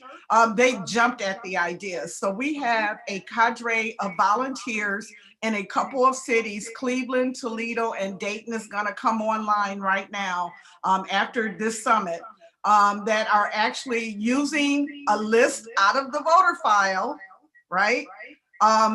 Age specific. We said we want to get folks who are on the older end of the spectrum, our seniors, 50 to 95, and we're calling those people and asking them if they have not had the vaccine, if they want it, here's a place where you can get it. And guess what? Those seniors are so appreciative because they have not figured out another way to get into to get in line to get a COVID vaccine shot. And so we are real pleased about this program that we were able to launch. It's real easy to do if you're doing civic engagement work, y'all. Use the phone bank, call the people, tell the people how to get to the shot if they need to get the shot. And then the other thing that we're trying to do, we know that some people may not have transportation. Ohio is a state that has lowered the age. Anybody 16 and older can get the shot even without having a pre-existing condition. So we are wide open now. And so we're going to go full tilt now and call a bigger universe of people And then we want to offer them transportation if they're having challenges getting to these community pods that are erected around our state. So that's what we're doing in Ohio around COVID-19 and try to use our get out the vote model to get out the vaccine. I love it. Get out the vaccine, because that's where we're heading. That's what we need. And so moving over to staying with Ohio. How you doing, Angela? Hey, my sister Lisa, how are you? I'm great. I'm great. And so, you know, we've learned a lot in 2020 due to the unseen circumstances of the pandemic, and then, you know, just a crazy, wild election. And so using what we've learned, what are we doing moving forward, different, the same in 2021, 22, 24? Well, you know, the games are always being played in the Midwest. I mean, I know my sisters in Detroit feel me on that one.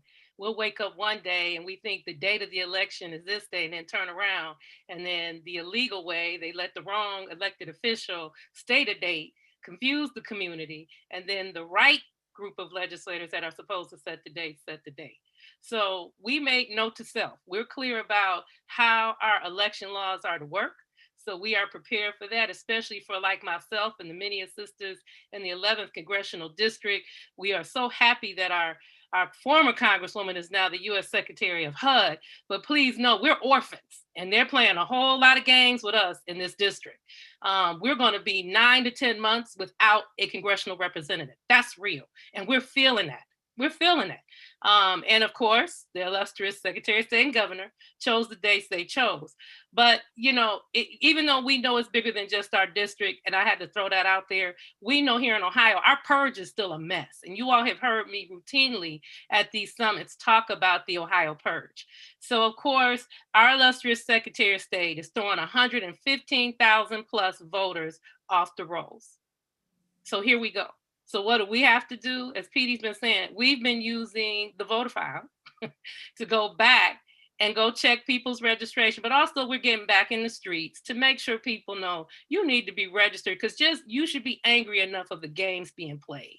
And we have a lot of sisters across the state running for a lot of local elections, you know, in addition to the special election to the congressional seat, that we have to make sure our people are back on the road. So we mask up, we glove up, we get the door knockers, and we doing whatever it takes to get it done.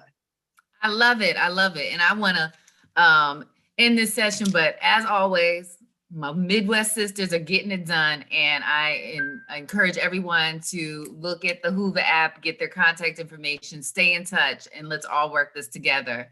I think we're going to move to our next session within this. I think there's a video coming up, and so we'll watch that, and we'll be ready to go with Leslie in the South. Stay tuned. Thank you for all of our participants who participated in the Black Women Raising the Stakes in the Midwest.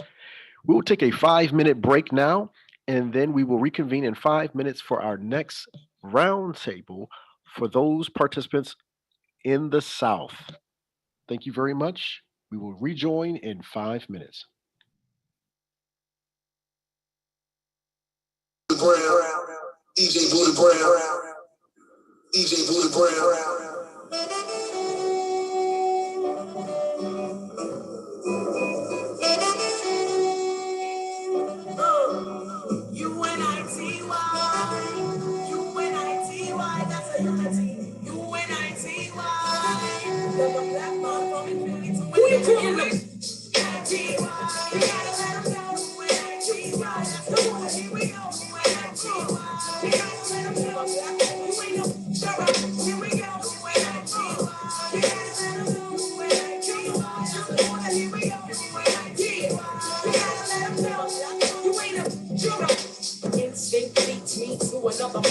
Every time I hear a brother pull a girl up, you're up. Trying to make a sister feel low. You know all of that got to go. Now everybody knows there's exceptions to this rule. I don't be getting mad when we playing this cool. But don't you be calling me out my name. I bring rap to those who disrespect me like a dame. That's why I'm talking. One day I was walking down the block. I had my cut off shorts on, right? Cause it was crazy hot.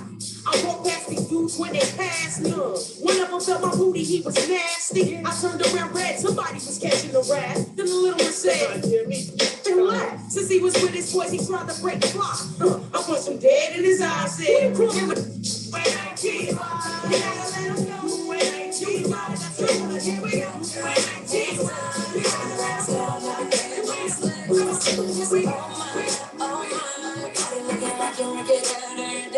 Damn girl, you're so fine. I just got to know your name. Is it alright, so I can take you out someday. Girl, so beautiful, stunning from head to toe. She the type to make you give up all your hoe. Body banging just like I'm a pro. I told her, you look amazing. There's someone that you're dating. There's someone that'll take you out, that's what I'm saying. Take you around the world to different places. I can show you all the things that you ain't seen, yeah. Anything you want, you know you'll have it all. She don't need my money cause she got it around. Just wanna take you out and show you out. Put the focus on you like a son. You got it. Nails done, eyebrows done, and no flex.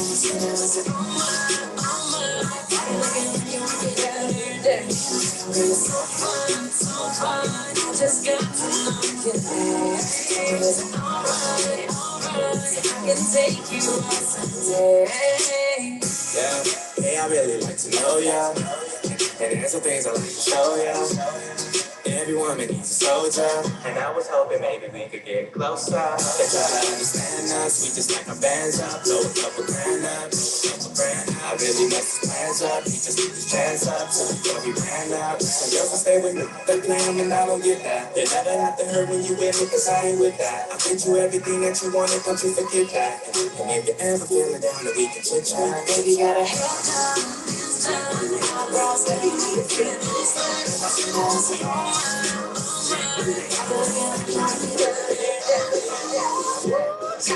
Tired of the foolish, God dust your shoulders off. Keep it moving, yeah, slow. And step into some new kicks. In there, swimwear, going to the pool quick. Come now, come dry your eyes. You know you a star, you can touch the sky.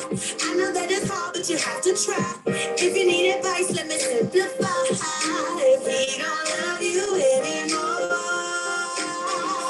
just walk yourself right out the door. I do my hair down, check my legs, baby, how you feeling? Check my legs, baby, how you feeling? Baby, how you feeling? Ooh, girl, need to kick off your shoes. Gotta take a deep breath, time to focus on you. All the big fights, long nights that you do. Tequila, I've been saving for you. Cause he better know my worth. There's so much that I deserve, but I ain't worried now. I'ma let my head down. Even trying it, but not today. So girl, if he don't love you anymore, Walk yourself right out the door. Check my legs, baby, how you feeling?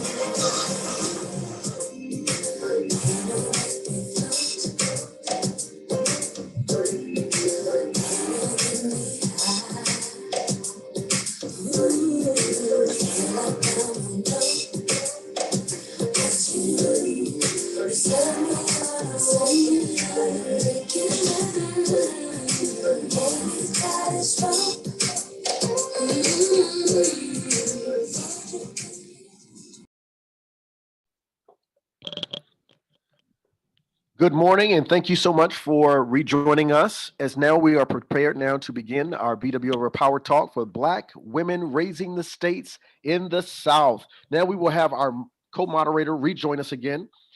Lisa Faber will now take over as we proceed now for raising the states in the South.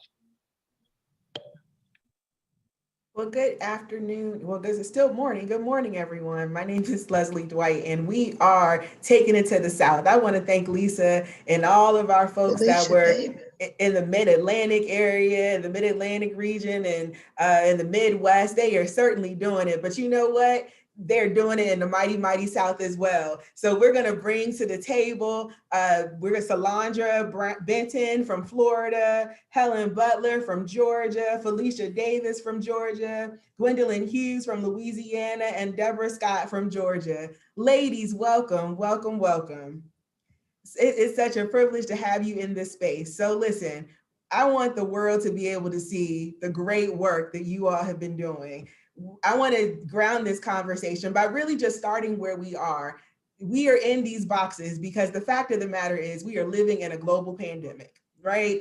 And there's so much that comes with that. When we talk about healthcare challenges and we talk about economic stability, there's so much that's coming out of this conversation. And so I simply want to start by asking you, standing from the seat that you are in right now and looking forward, what's driving your organizing work in this season? And I want to start with Ms. Deborah Scott. What's driving your organizing work?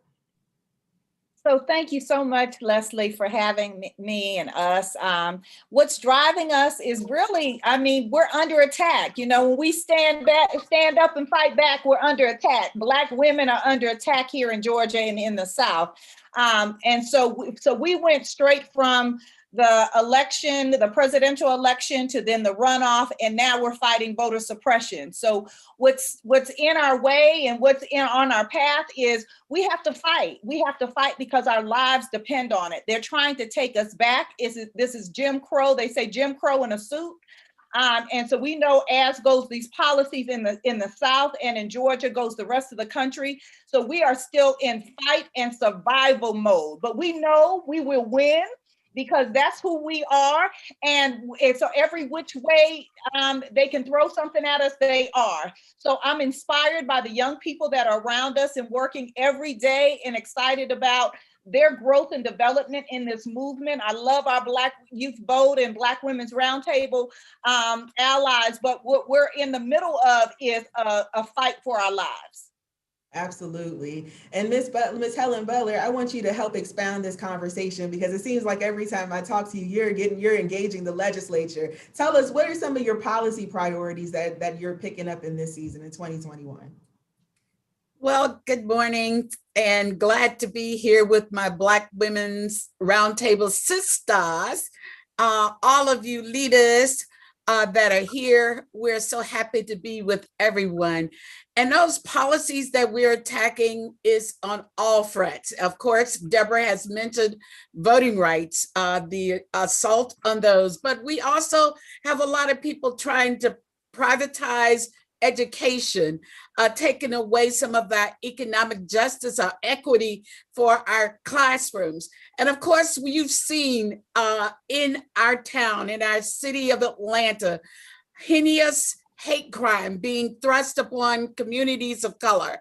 So we are fighting for racial justice, economic justice, and equality.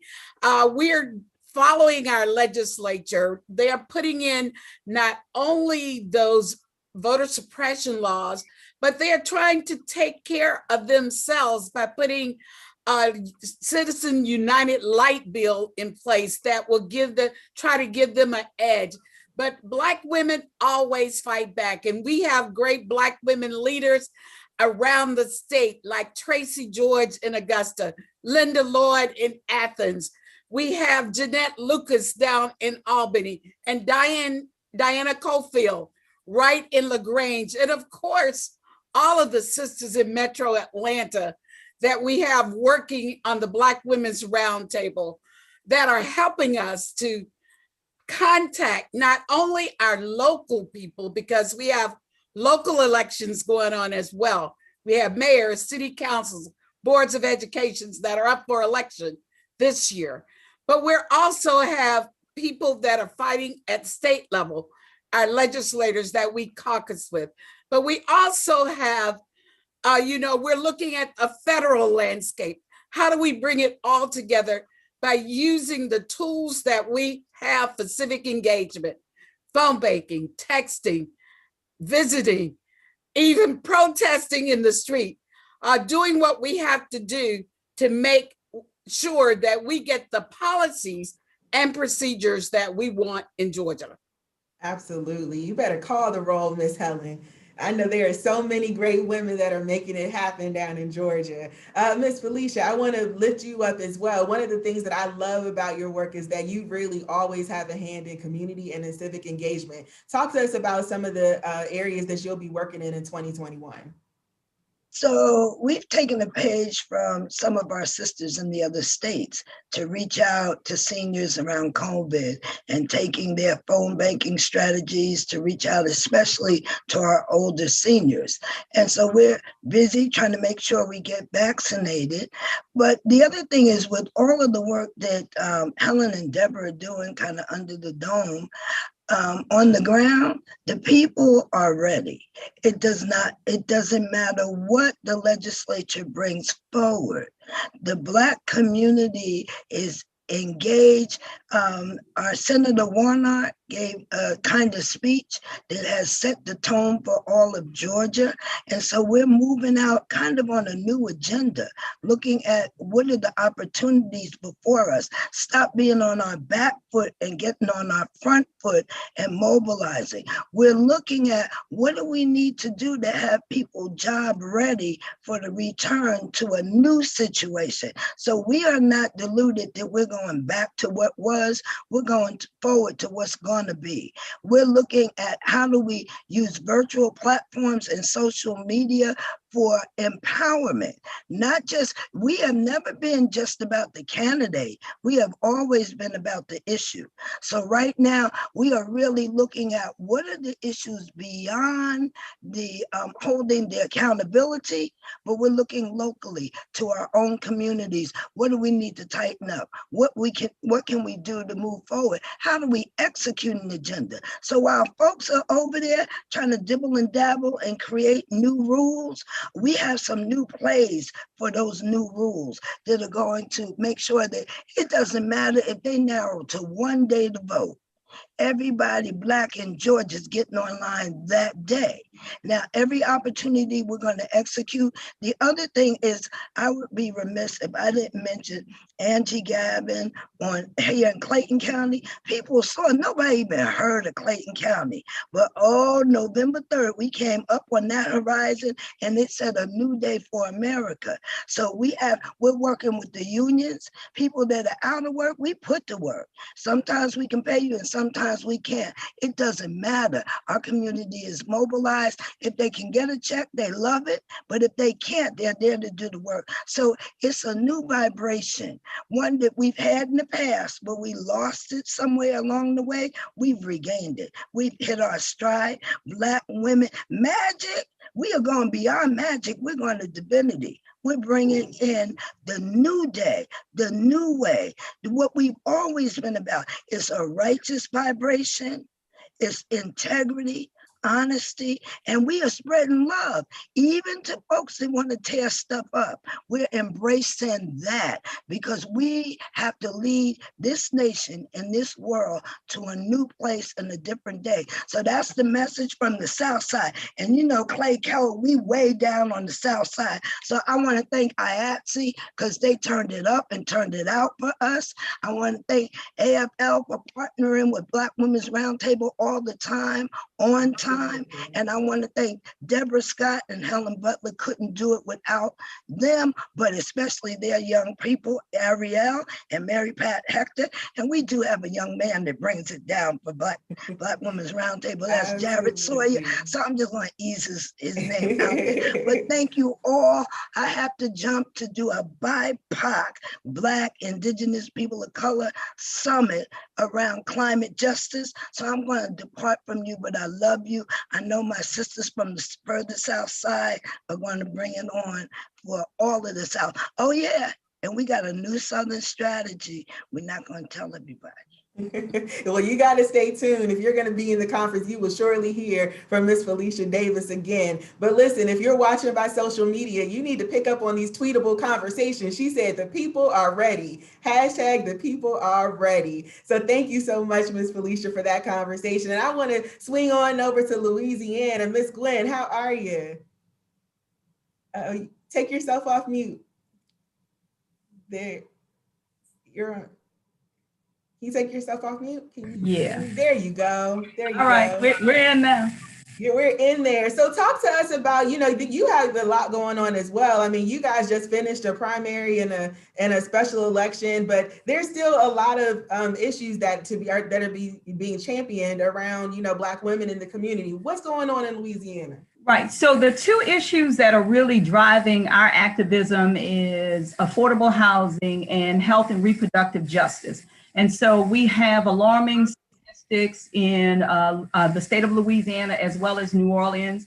In the state of Louisiana, we represent 70% of total COVID-19 deaths, and New Orleans is 59% of the population, and we represent 75% of the deaths.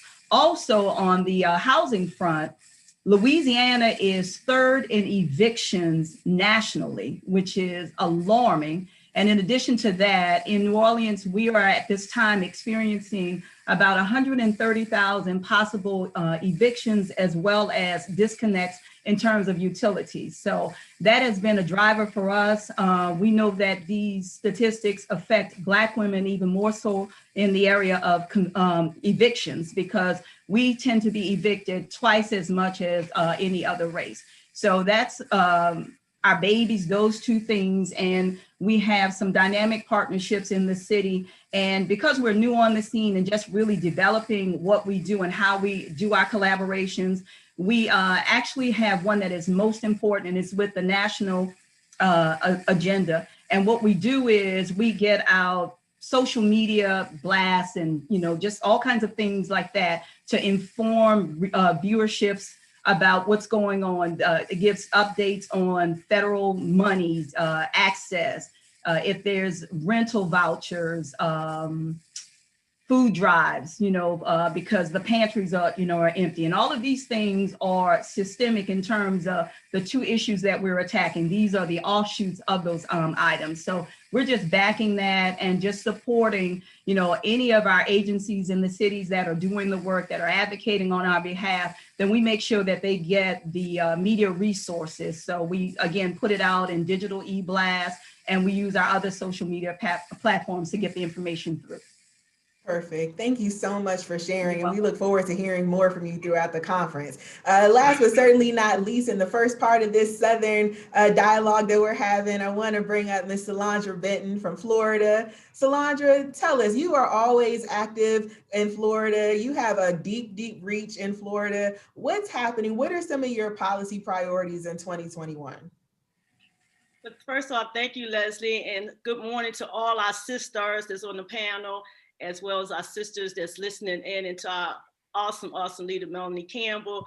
So here in Florida, as you know, we're always having issues. So right now we're lifting up unemployment. We still have a high rate of unemployment. Our unemployment system has not been fixed, it's broken. We're lifting up pay leave for all. We also are lifting up, the healthcare, because we had so many people in this pandemic, again, like so many of my sisters said, that have not been able to get the vaccine because they do not have, access to computers in the rural communities or transportation. So we're working on that, as well as making sure that we assist our communities on driving them, transportation, signing them up by online. And also we're going to move to the next step, is just going into being mobile, taking it to them. We have here in Florida, one thing I learned in this COVID-19, the Black Women Roundtable is really a trusted messenger here in the state of Florida. And I just give a shout out to all my sisters from Pensacola all the way down to Miami. I cannot name them all, but they know who they are because they are in the trenches. They are the ones that serve in the communities when our government was not able or did refuse to, or whatever the case may have been, was not out there giving out PPE to save people's lives before the vaccine came out. Black Women Roundtable was in the trenches providing PPE masks for the communities, the farm workers. We were also giving PPE emergency assistance because before even the stimulus check came out, and we thank the Biden and Harris administration for that $1,400, because $1,400, some people in Florida never seen a $1,400 check with their name on it because of unemployment, because of low wages, fighting for $15 an hour here in Florida. We was able to help people. We had like over 500 people just from out of the base that we reached out to during an election time and, during the GOTV. We circle back around because we believe in building relationships, not just around election cycles, but every day we need to be in our community. And when we put that call out to ask people how they was doing in COVID, I mean, less than a week time, we had like over 500 people needing assistance, giving us stories how their family members had died and, and their resources have been cut or they've been sick and they don't have a job right now. They lost their insurance. We were able to come and, give them just a little gift to help them out, so they be able to have lights for another month, that they would not be homeless for another month. They would be able to pay their rent or they'd be able to pay their child care today so they can be able to go to work or gas just to get to work. So those are some of the things that we are doing here in Florida. And again, couldn't do it. It's not by myself. And as often we say here in Florida with the Black Women Roundtable, we may be powerless as individuals, but we are powerful together. And we just continue to want to serve our community. And we know that our community love us and we love our community. Absolutely. Well, thank you so much for that. That is so empowering and inspiring. And I want to thank you all of you all, for keeping your hand to the plow and advancing the agenda of Black women, our communities, and our families in the South. But listen, this conversation isn't over. I need to bring some more people to the table because there's so much work to cover. To the table, I want to bring Ms. Sheila Tyson. I also want to bring Cassandra Welchland and Letitia Jackson to the table so we can continue this conversation about all that's happening in the South. Welcome, ladies.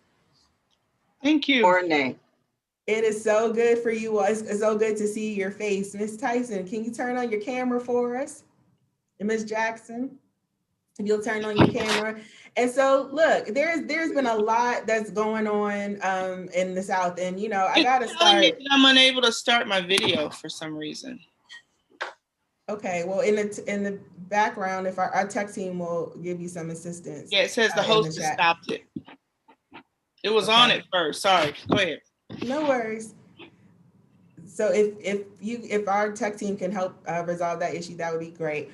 But let's go ahead and start the conversation. So we want to know what's going on in the South. And so, I'm just going to go ahead and publicly own my bias because I got a birth certificate that says I'm from Mississippi. So, so I want to know what's going on in my home state. Cassandra, tell us what's happening there. What are your priorities for 2021?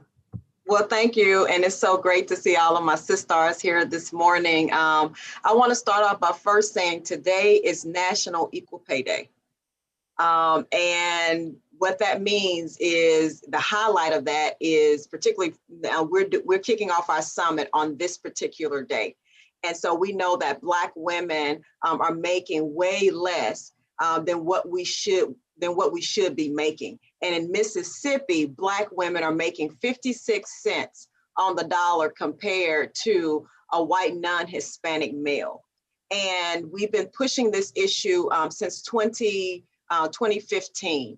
And, women, we are the breadwinners and the co-breadwinners of our households. And that's one of the issues that we've been advocating for, is equal pay for equal work. We're the only state without an equal pay law. We have the largest wage gap in the country.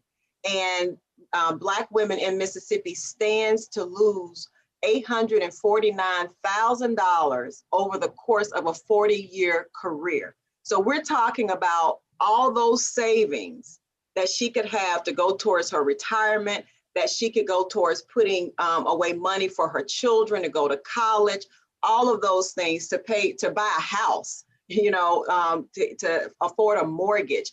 We are losing that kind of money. And that's, to me, that's called paycheck theft, right? And so that's criminal.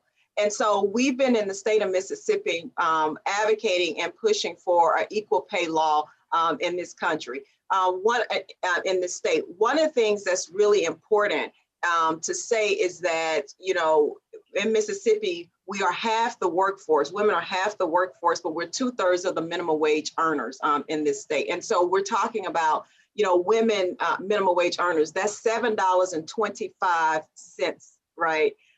That's low wages, but yet we make up our economy here. We are on the front lines. We are the essential workers. You know, when this pandemic hit, we were already at a deficit because of, you know, the low wages and the intersections between race and gender, that stereotypes that really work together, that really puts us at a deficit. And so we were already at a deficit when the pandemic hit. And now we're even more at our economic crises. And you all know the winter storm hit Mississippi, and we're still recovering from it, going into week 5, and still some people still don't have water. That's a real crisis. And so people were losing jobs, didn't have enough resources. People can't even afford to be prepared, right? Because we're already at a deficit economically. And so some of the things that we have been doing is pushing a women's policy agenda that really center Black women. And that's pushing for equal pay for equal work. That's pushing for paid leave and sick leave. That's pushing for pregnancy accommodations for pregnant workers and access to health care. So those are some of the things that we have been working on so that we can make sure that women are getting what they need to have their households economically secure. And of course, this water crisis didn't help at all. So those are some of the things we're working on. Women's pocketbooks matter. They matter to our households, and they also matter to our economy. What, absolutely. What did you say? The power of the pocketbook? The power of the pocketbook. Thank you so much for that. I want to turn to the Honorable Sheila Tyson to tell us what is going on in Alabama. What are your priorities? Talk to me about your policy priorities, your organizing work, and your civic engagement. But listen, I need you just to give them a sneak peek of what's going on, just a sneak peek, because they're going to have to engage with you the rest of this conference. And we came in from the summit last year, and we hit the ground running. We came straight into due to in 2020, right into the census work, right into the getting people on the ground, trying to make sure that we get the people that's registered to vote and hadn't voted in the last 4 elections. We was trying to make sure that we activated that group. We was out looking for new votes. Then we had to make sure that we take care of our senior citizens within a pandemic because they were scared to get out. So we had to concentrate on absentee. So we had to motivate the churches and mobilize them in order to reach the hard to count and the population that was not interested in voting in the middle of a pandemic. So the beat goes on in the state of Alabama. We have policies coming up out of the woodwork that is here to hurt all of our young people, our children, our senior citizens, and make sure to keep us on the ground and under the ground, and making sure that we're not able to even go out and express the right of protest. We have a protest bill out that's trying to make you a felon if you even gather to voice your opinion on it. So, and we have bills out now that's trying to stop and make sure that we lose all of our voters' rights. They're purging thousands of people from the list. This morning, I had 10 calls that was purged from the list. So that means that we got to go back all over again into these rural counties in the middle of a pandemic. They're not giving us the shots, the vaccines that we deserve. They said it was going by the census population of 2010, which actually they are not doing for the state of Alabama. So you're looking at the rural areas, and you're looking at the largest county in the state of Alabama, Jefferson County, which are not receiving the vaccines that they promised us. So we had to call in our Congresswoman Terry Sewell and get them actually from the federal government to bring the National Guard down to give us our vaccines, because people are not willing to not only go into the rural area, they are willing to make sure that the suburban communities get their vaccines. They are not going into the infected population of any of these counties. These are the people should be getting their vaccines. They started off in the suburban schools districts by giving the teachers their vaccines first, which their school never let out. But all of the public public schools in these counties, well, you know, they couldn't go to school because the infection rate was so high, but we are the last ones to get the vaccines. So we still, as of today, we are being vaccinated still at a lower rate than any population in this state. And it's not fair. So, like I say, they are still up and running in the middle of a pandemic, trying to create more destruction, more hurt, more pain on a group of people that's defensive. But we're going to win. We're going to fight. We have always been fighters. Women, we have been the ones that's been the backbone of any movement since the time. Absolutely. So we're going to stop. So Alabama need to watch out for Black Women Roundtable. The Black Women's Roundtable in Alabama is doing it. And so, Ms. Letitia, I want you to continue to talk about the work that's going on in Southern Alabama. Talk to us about what's going on, the organizing work, the policy initiatives that you're pushing forward in 2021. Thank you, Leslie. So in the southern part of the state, one of the things that we're focusing on first and foremost is building our power. We were able to build a solid core team of women and girls through the capacity building resources that we were provided by the National Coalition and the National Black Women's Roundtable. So our goal in 2021 is to host a series of organizing and leadership trainings for our core team to build their skills and to build their tools so that they can also go out into our community and train our community. So we want to have a cadre of trained community activists that know all of the strategies and tools for public policy advocacy work so that we will be stronger. So that's our first focus. Our second focus is, well, actually, our first focus and second focus is really both first, because the second focus is the vaccine.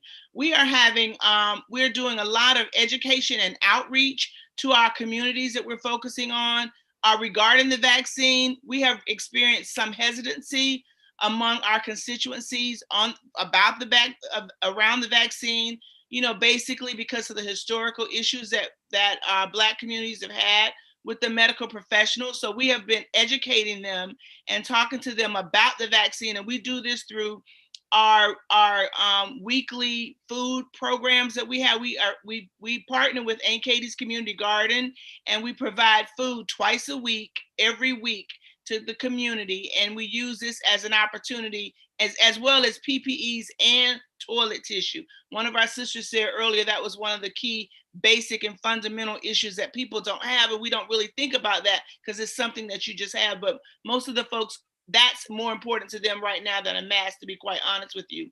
So we are educating them. We're talking to them about the fact that the Black female scientist was critical in the development and leadership of developing the vaccine. And when people hear that, you can see the light bulb go off, and it does change minds. We're also partnering with the Housing Authority and Aunt Katie's Community Garden and ACOM in a project that they're working on to be able to provide the vaccine in the community. And if we cannot provide the vaccine specifically in the community, we will be forming rides to the vaccine sites. We are helping the elderly and all of those who are currently eligible to get the vaccine to sign up, because you have to have a computer. You have to know how to go on these various sites and even just to get an appointment. So we're doing a lot of that kind of work. We're organizing around that. And voter suppression is alive and well in Alabama. And Sheila has talked about a lot of the bills that we are fighting and what they're trying to do, but they are really trying to take our right to vote, period, away from us.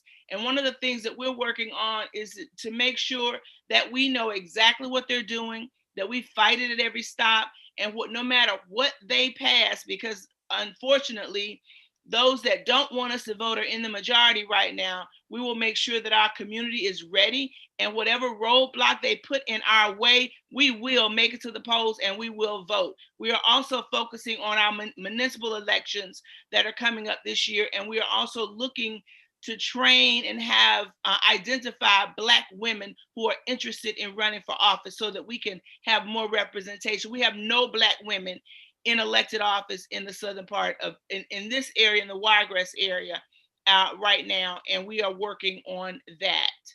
Thank you so much, Letitia. That is great. And I really love, you know, how you highlighted the civic engagement piece. And so thank you all. Thank you to Cassandra, Letitia, and Sheila for continuing to share all that's happening in the South. If you're tuning in, you know, if you tuned in from the very beginning, you have heard the work of the Black Women's Roundtable all across the nation, from the Mid-Atlantic to the Midwest, and from the Midwest all throughout the South. The work continues. Black Women's Roundtable is alive and well. So we want to thank all of our conveners that have joined us today. I want to give another special shout out to our co-host, Lisa Fager, for helping to engage in this dialogue. Thank you guys so much. And now we'll turn to DJ Buddy to take us on out.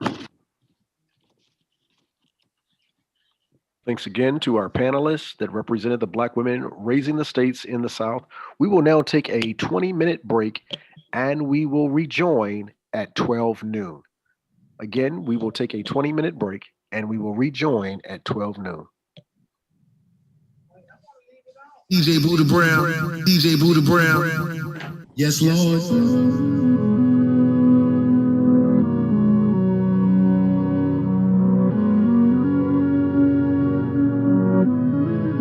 Black leather glove, no sequins. Buckles on the jacket, it's elite.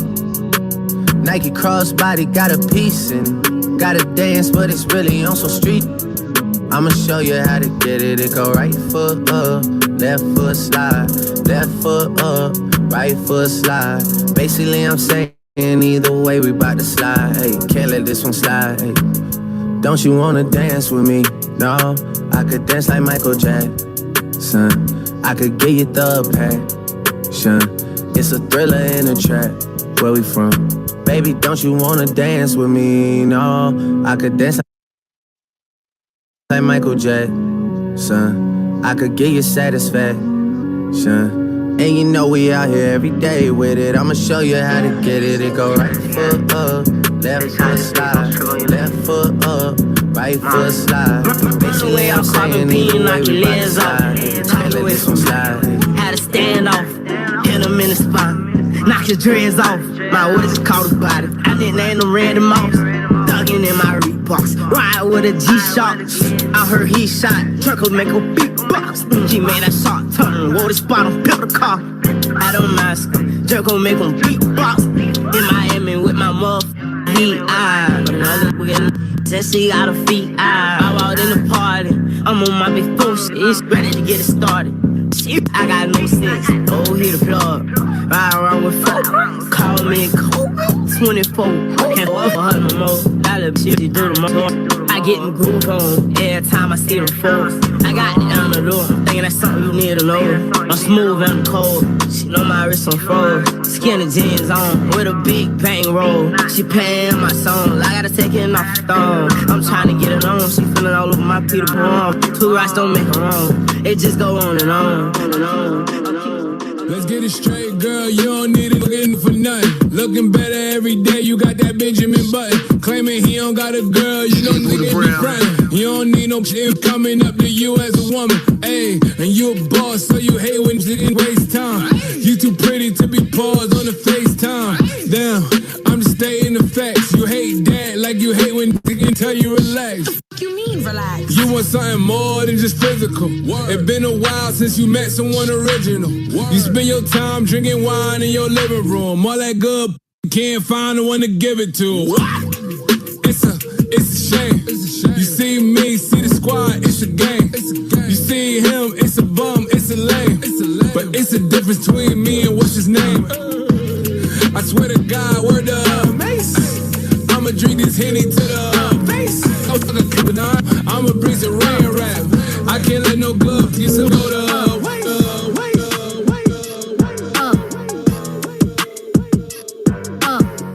Who God bless you. Look, once upon a time, and I heard that I was ugly. Came from a chick who knew when I touch, I said my face bomb, abs tight, rack stuck up, shack height, jury on me, flashlight. I've been listening since last night. Hit 'em with that good, make you wanna act right. Broke boys don't deserve no kitty. I know that's right. Big bag, bustin' out the Bentley band, take a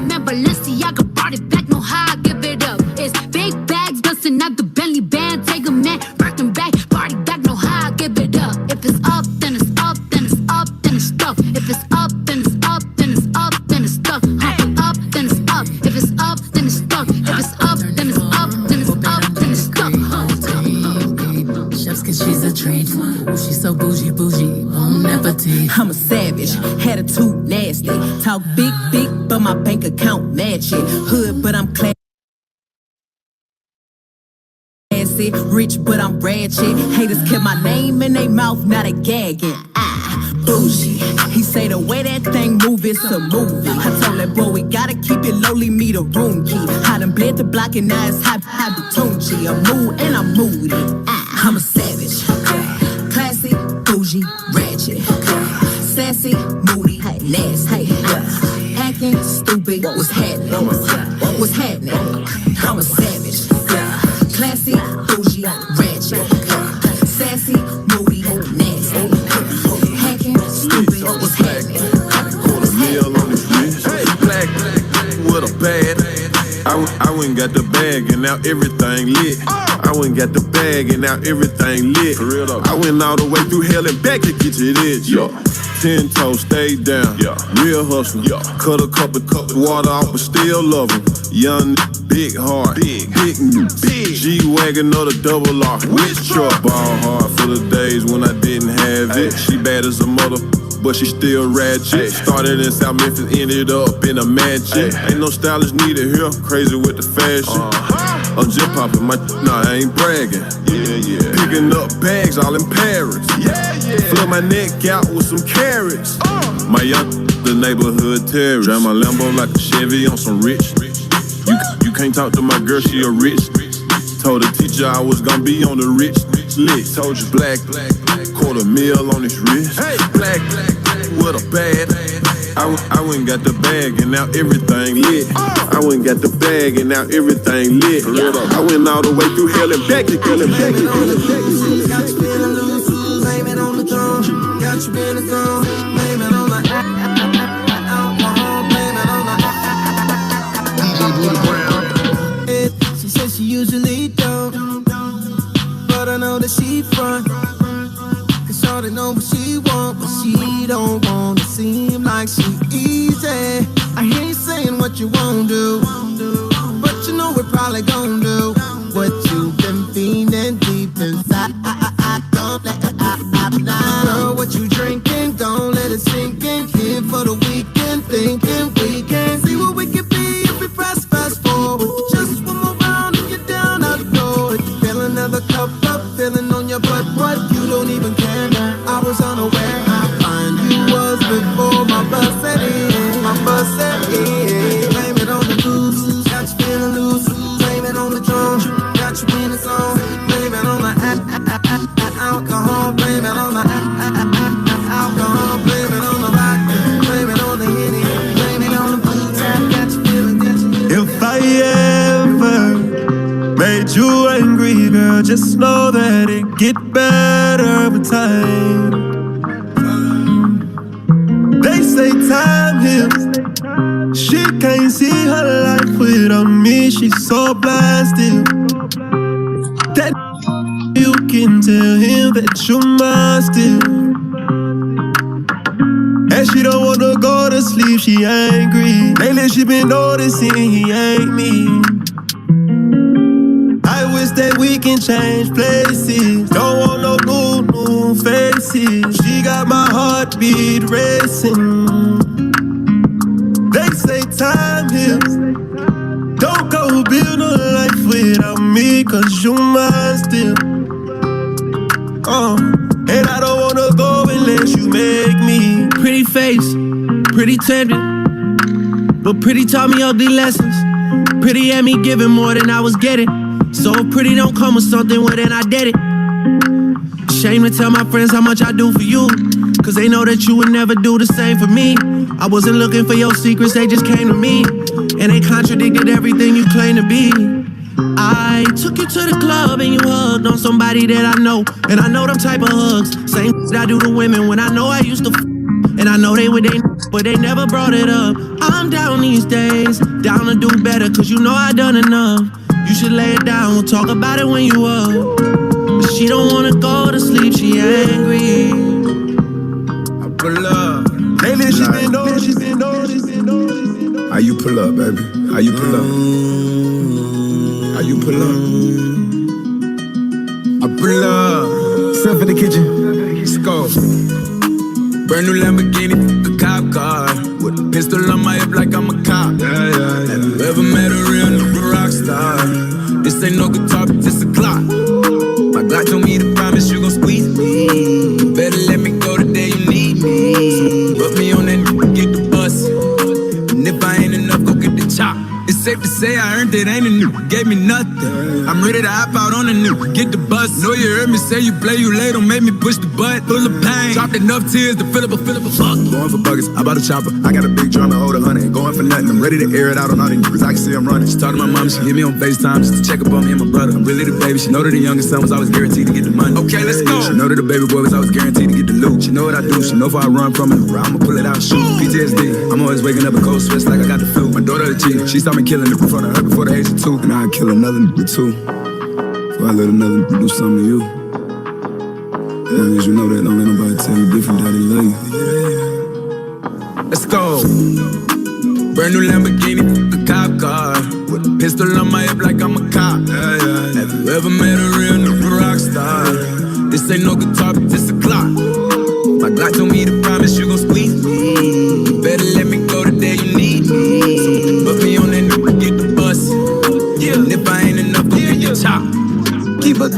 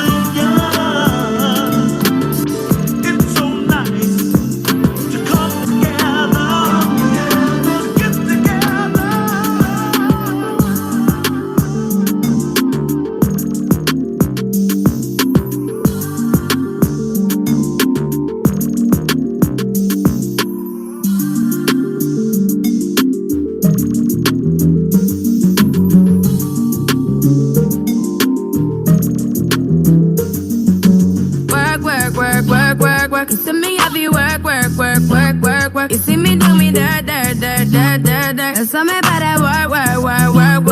When you walk a line. I'm in the cafe, my ta. Drive me a dessert. No time to have you lurking. You make a like, now you don't like it. You know I dealt with you the nicest. Nobody touched me in the righteous. Nobody text me in a crisis. I believed all of your dreams are duration. You took my heart, all my keys, and my patience. You took my heart, I must leave a decoration. You mistaken my love, I brought for you for foundation. All that I wanted from you was to give me something that I never had, something that you never seen, something that you never been. But I wake up and nothing's wrong. Just get ready for work. You see me, I be work. You see me do me dirt. And some me about that work. When you walk out, before the table turn. Beg you something, please. Baby, don't you leave.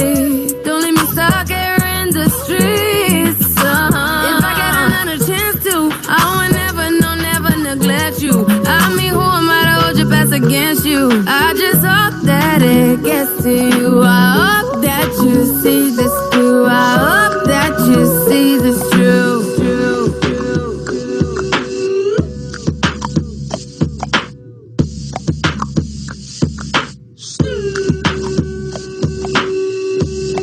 DJ Buddha Brown.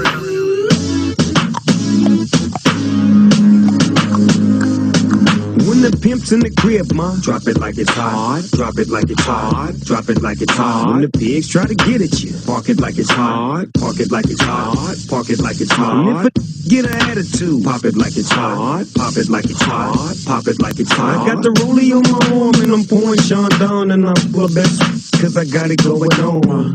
I'm a nice dude with some nice dreams. See these ice cubes, see these ice creams. Eligible bachelor, $1 million bow. That's whiter than what's in your throat. A phantom, exterior like fish eggs. The interior like it's red. I can exercise you, this could be your phys ed. Cheat on your man, man, that's how you get it. Killer with the B, I know killers in the street with the feel to make you feel like chinchilla in the heat. So don't try to run up on my ear talking all that raspy, trying to ask me when my pay up, they ain't gonna pass me. You should think about it, take a second. Matter of fact, you should take 4B and think before you make a little skateboard beat. When the pimp's in the crib, ma, drop it like it's hot. Drop it like it's hot. Drop it like it's hot. When the pigs try to get at you, park it like it's hot. Park it like it's hot. Park it like it's hot. And if a get an attitude, pop it like it's hot. Pop it like it's hot. Pop it like it's hot. I got the rollie on my arm and I'm pouring Sean down and I'm full of best cause I got it, cause I got it, cause I got it. Oh me, oh me, oh my. I know many women wanna be in my life. Like, oh me, oh my. Why can every woman end up being my wife? Even if she go away, even if she go away, even if she go away, even if she go away. I'm a classic man. You can be mean when you look this clean. I'm a classic man. Calling on me like a young OG. I'm a classic man. Your knees get met by the street, elegant, old-fashioned man. Yeah, baby, I'm a classic man. I burn through the hood like war. When everybody feeling so cold, I cool like that King Cole.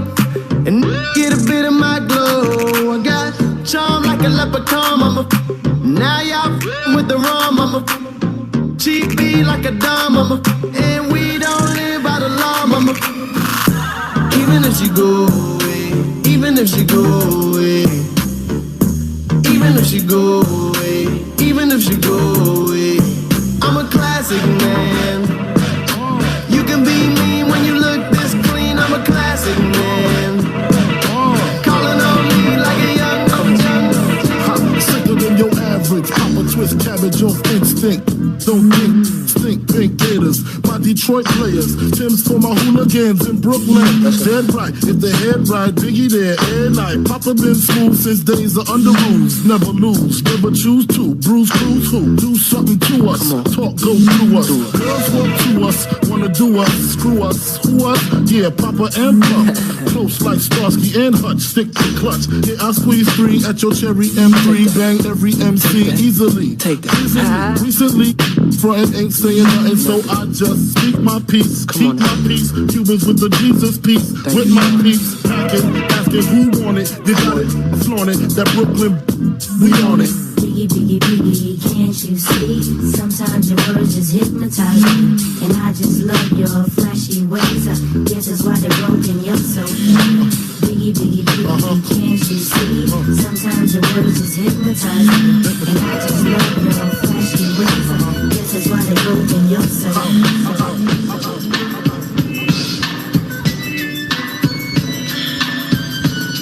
Yes, Lord. 1, 2, 3 into the 4. Snoop Doggy Dogg and Dr. Dre is at the door, ready to make an entrance, so back on up. Before I have to pull the strap out the cut, give me the microphone first so I can bust like a bubble. Compton and Long Beach together, now you know you in trouble, cause ain't nothing but a G thing, baby. 2 loped out G's, so we crazy. Death Row is the label that pays me. Unfadable, so please don't try to fake this. But back to the lecture at hand. Perfection is perfected, so I'ma let them understand. from a young G's perspective. And before me, they got a trick, I have to find a contraceptive. You never know, she could be earning her man and learning her man, and at the same time burning her man. Now if she burning, I'ma chill for a minute, cause ain't no loving good enough to get burned while I'm offended. Yeah. And that's relevant, real deal, Holyfield. And now you hookers and know how I feel. Well, if it's good enough to give off a proper chunk, I take a small piece of some of that funky stuff. It's like this and like that and like this, and it's like that and like this and like that, and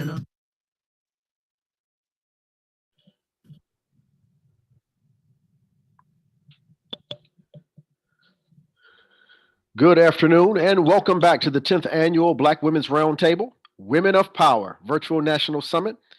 We would like to take this moment to welcome back with us Melanie L. Campbell, President and CEO of NCBCP, convener, Black Women's Roundtable. She will now come to introduce our guest speaker, Madam Secretary Marcia Fudge of the United States Department of Housing and Urban Development. Let us now receive President Campbell as she now comes virtually.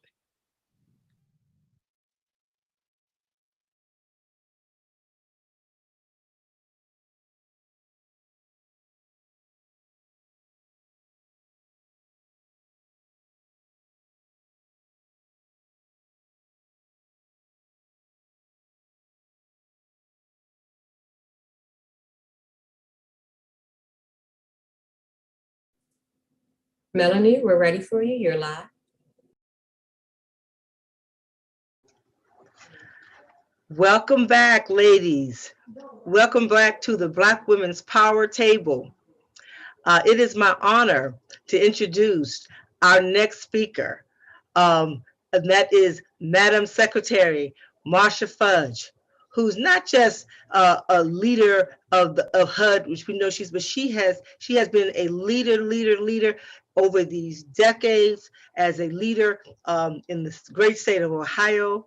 I bow down to her as my was one of our former presidents with Delta Sigma Theta Incorporated, and of course as Congresswoman, and now as a servant leader. She has stepped boldly into this new position, and we are so excited, Madam Secretary Fudge, to have you join us at this Black Women's Power Table, our 10th anniversary. We just are ready to roll up our sleeves to help you and the Biden-Harris administration build back better when it comes to housing and urban development and all that it takes. And so I turn it over to you, Madam Secretary, and we just looking forward to hearing your remarks today. And thank you so very much for taking on another leadership role to serve the people of this nation. Thank you. I am a Black woman, tall as a cypress, strong beyond all definition, still defying place and time and circumstance, assailed, impervious, indestructible. Look on me and be renewed. That is an excerpt from Mari Evans' I Am a Black Woman. I thank you, my very dear friend, Melanie Campbell, for that warm introduction. As I reflect on the theme of this year's summit, rebuilding hope, justice, equity, and equality, I think back to this poem by Mari Evans. It is so fitting that this year's theme is about rebuilding. The words of Mari Evans, I Am a Black Woman, with which I open, have resonated with me, particularly in the past year. As we recognize Women's History Month, we reflect on the fact that through the ages, it was women who carried the water, smoothed the rocks, broke the walls, shattered the ceilings, and saved and sustained families, communities, countries, and peoples. That is the legacy from which we benefit. We drink the water they carried and the wells they dug. Even today, we drink from wells we did not dig. I am grateful for all the strong women who defied place and time and circumstance. The women who stood strong, impervious, and indestructible, as Mari Evans described them. Yes, I am grateful that we are drinking from the wells the women of our past dug. And I know that Vice President Kamala Harris and Ambassador Susan Rice, who I know you're going to hear from today, are also very grateful. As we set out to rebuild after a pandemic that brought about unimaginable loss and hardship, it is our duty to continue to stand in the face of insurmountable obstacles and do what is needed to rebuild our community. I am honored to serve as Secretary of Housing and Urban Development, particularly at such a time as this. I was sworn in 2 weeks ago, and I'm glad to make this year's summit one of my very first engagements. The housing issues our nation faces are real, and they touch us all. The past year has reminded us just how important it is to have access to stable housing. Yet today, that sense of security is out of reach for too many. As the former mayor of Warrensville Heights, Ohio, and U.S. Representative, I saw firsthand the need for economic development and affordable housing, especially in the Black community. As we recognize the contributions of women throughout history and mark Equal Pay Day today, we must remain focused on the extraordinary work ahead. Gender and racial disparities in pay continue to significantly impact women's ability to provide for their families, save for the future, purchase their first home, or keep a roof over the family's heads. Job losses due to the coronavirus pandemic have set labor force participation among women back to its lowest point in more than 30 years. We know the economic insecurity facing women is causing a sharp increase in housing insecurity and food insecurity. Much like COVID-19, these issues are not isolated by geography. HUD recently released its annual homelessness assessment report, which found that on any given night in 2019, more than 500,000 people experienced homelessness. And that was before the pandemic exacerbated the crisis. We have an enormous task ahead of us, and it is the responsibility of our government to actually see people and help them come back from the edge. I look forward to working with President Biden and the administration to tackle these issues. The American Rescue Plan was a historic step in the right direction. Thanks to President Biden's leadership, this legislation will without a doubt help millions of women and people of color. As you all may have seen, the American Rescue Plan includes more than $40 billion for housing and to eradicate homelessness. It includes more than $20 billion in emergency rental assistance to help millions of families, especially those in high-need areas, keep current on their rent and remain in their homes. Nearly $10 billion was allocated to the Homeowner Assistance Fund to help homeowners get caught up on their mortgages and utility payments and avoid losing their homes, the homes they worked so hard to secure. These are just a few key provisions included in the American Rescue Plan that will get immediate relief to people and support communities as we build back better. In addition to getting relief to people struggling as a result of the pandemic, President Biden and I are committed to making the dream of home ownership and the wealth creation that it comes with is a reality for more Americans, especially those who have been historically locked out, and importantly, women, Black women, who are often the head of the household and work tirelessly to leave a legacy for the next generation. Women are leading the way in becoming homeowners, breaking new records, and closing the gender gap in all areas. In fact, women have emerged as key home buyers, with single women owning more homes now than single men, about 1.5 million more, according to surveys. This is despite the gender pay gap and many other barriers, like access to down payments and growing home affordability challenges. Look at us, defying expectations. As HUD Secretary, I am committed to doing the work to tear down the walls that have put home ownership out of reach for far too long and intend to fight against decades-long discrimination and structural racism that has held back so many people from access to greater wealth and equity. We will be very intentional in our work to lift up women and help you achieve the dream. In closing, my charge to you today is to look back on the women who came before us and be renewed. Now is not the time to sit back and rest on the wins Black women have had in recent months. We have a legacy that we must protect. We must constantly renew and rebuild so that we can continue to carry the water that serves and nourishes others while we drink from the well. I thank you and look forward to continuing this work together.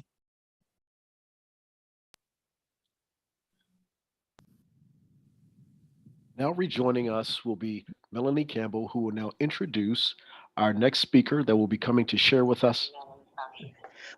Well, first, before Madam Secretary leaves, I want to say thank you so very, very much for.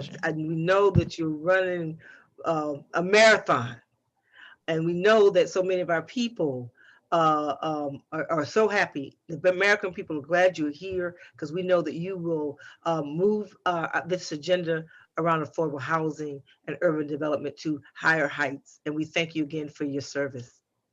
Love you, my sister. Thank you. Okay, love you too.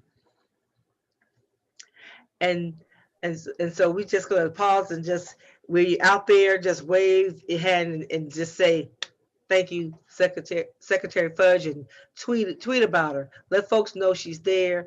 We already know she was a servant leader before, and she's just taken it to another level at a critical time, I believe, in this country. Our next guest speaker will be that of Ambassador Susan Rice. And Ambassador Susan Rice is serving as the Director of Domestic, the White House Domestic Council, Policy Council, excuse me, of the White House. And she will bring remarks for us. One of the things that's really, really important, and we know for the past 7 years, a pillar of our summit has been the release of our BWR report that provides an in-depth assessment of the challenges Black women face, as well as the triumphs. Policy and legislation is a reward that comes for building power. That is why we are here today. It is how we hold power to account. It is why we organize. And it is how we improve the lives of our communities and ensure that change is lasting. The issues that underpin the work that we will do the next 5 days are ones that will have a direct impact on our material conditions and lived experiences for ourselves, our families, and generations to come. One of the things that we do know in all of our research and lived experience is one of the #1 issues for Black women through our Essence and Black Women's Roundtable polling, through our election polling, is that racism and systemic racism are #1 issue for Black women that we wanted this administration and Congress to address. We wanted our Congress and our this new administration to address the eradication of COVID-19. And also, #3 was criminal justice and policing reform. So the issues around race and racial justice, and today our theme is rebuild hope and justice as a focus. It is very, very fitting for us to have Ambassador Rice with us, who is helping to lead the racial equity work for the Biden-Harris administration. So without further ado, we turn it over to Ambassador Rice. And thank you so much, Ambassador Rice, for joining us today.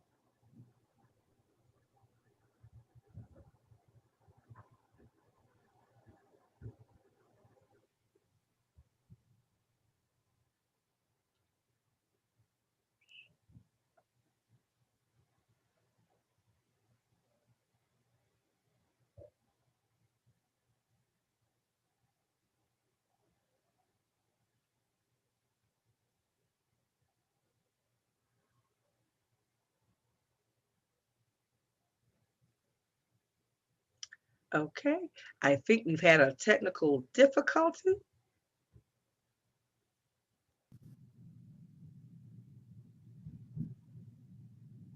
Okay.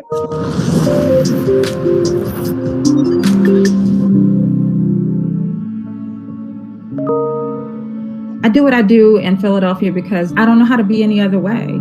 I know that there's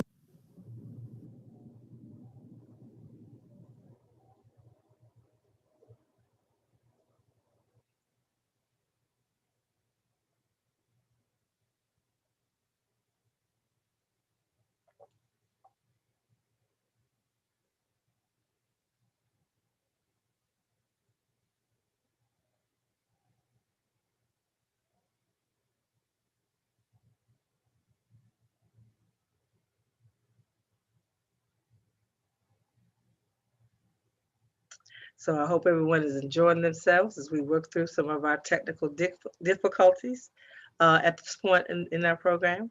And I know they are queuing it up really soon.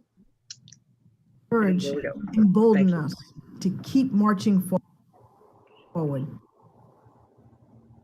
as we continue this vital work.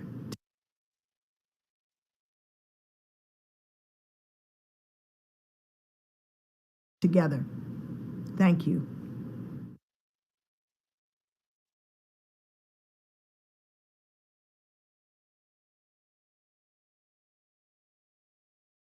Good afternoon. Good afternoon.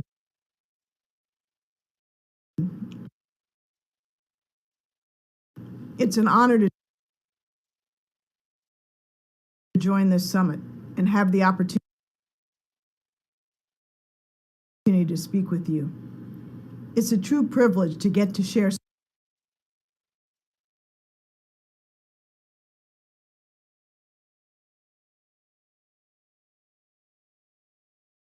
space with the amazing women leaders represented here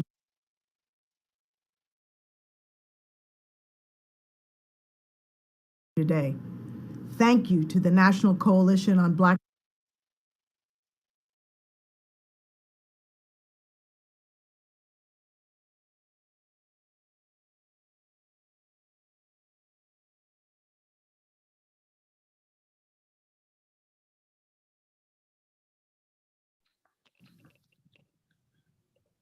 We do apologize for the technical difficulties that we're experiencing at this time. We're asking that if all of our audience will please just be patient for just a brief moment as we are connecting again.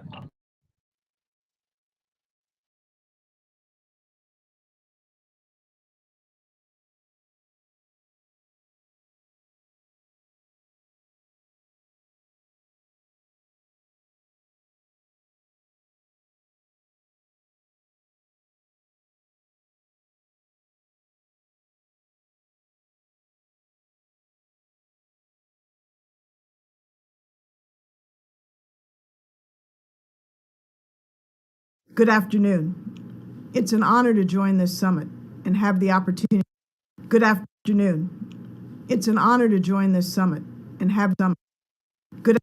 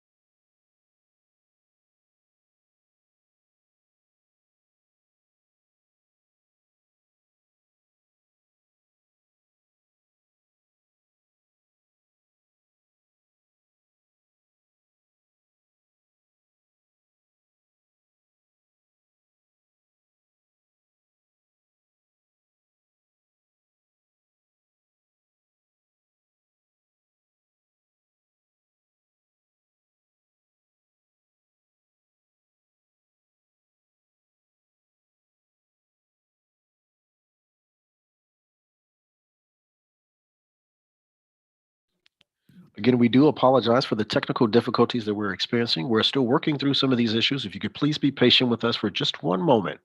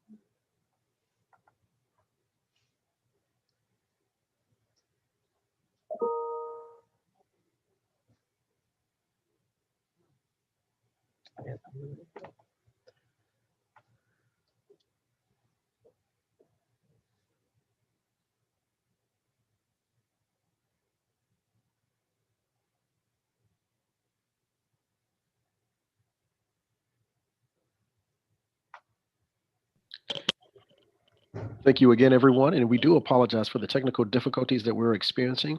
We will proceed to reconnect with Ambassador Rice. In the meantime, we're going to go ahead and proceed to go to break, and we will reconvene at 3 o'clock. We will turn it over to President Campbell to give any final remarks before we go to our break and allow her to share with us before we take our break, again, reconvening at 3 o'clock, and we will open back up with Ambassador Rice. President Campbell. Thank you so much. As we said at the beginning of this, we are bringing this live online, and technology is wonderful when it works. So I thank our back-end team for working hard to try to make the corrections. So we were going to have a long break for you because we know how it is sitting on these platforms all day long. So we had planned to have a long break. We're going to make it just a little bit longer to give them time to figure out what's happening with the platform. And so I just want to say thank you. I hope this has started off in a way that you are enjoying and listening and learning from each other. And we will see you on the other side of this break. If you want to stay on the platform and meet up with each other, or if you just want to come back at 3 o'clock sharp, and we will hear our remarks from Ambassador Rice at that time. We want to give that full clarity so that you can hear her, and she has a lot to share, that she took the time to make sure she would be able to speak with us today. And so I thank you, and we will see you at 3 p.m. Eastern Eastern Standard Time, 3 o'clock sharp, and we will end today at 5 o'clock. So if you can come back and join us at 3 o'clock, we promise you won't regret it. So thank you, stars out there, and enjoy your inspiration break. We'll see you at 3 o'clock. Thank you.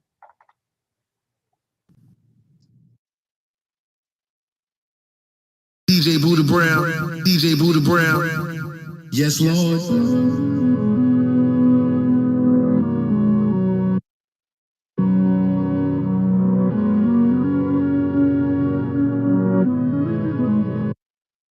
Black leather glove, no sequins. Buckles on the jacket, it's elite. Nike crossbody got a piece and gotta dance, but it's really on some street.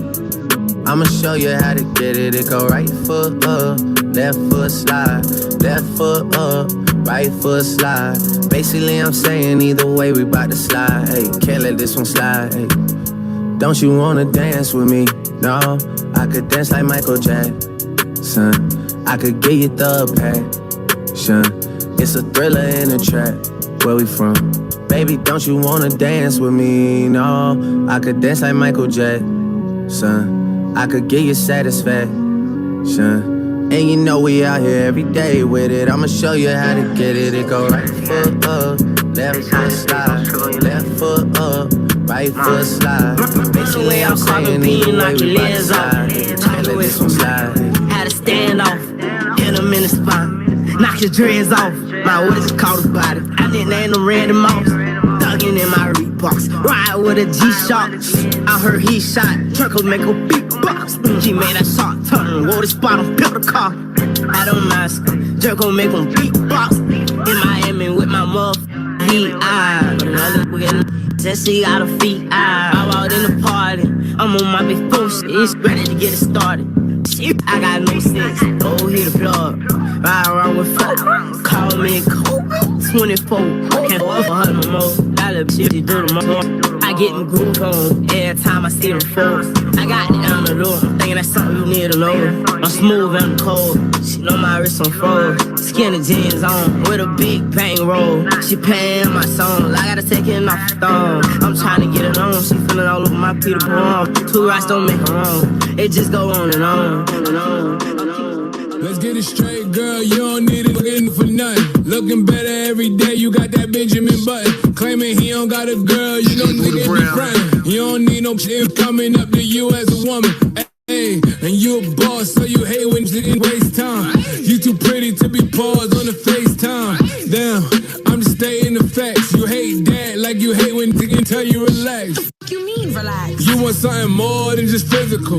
It's been a while since you met someone original. You spend your time drinking wine in your living room. All that good, can't find the one to give it to.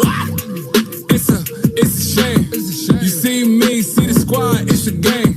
You see him, it's a bum, it's a lame. But it's a difference between me and what's his name. I swear to God, word up. I'ma drink this Henny till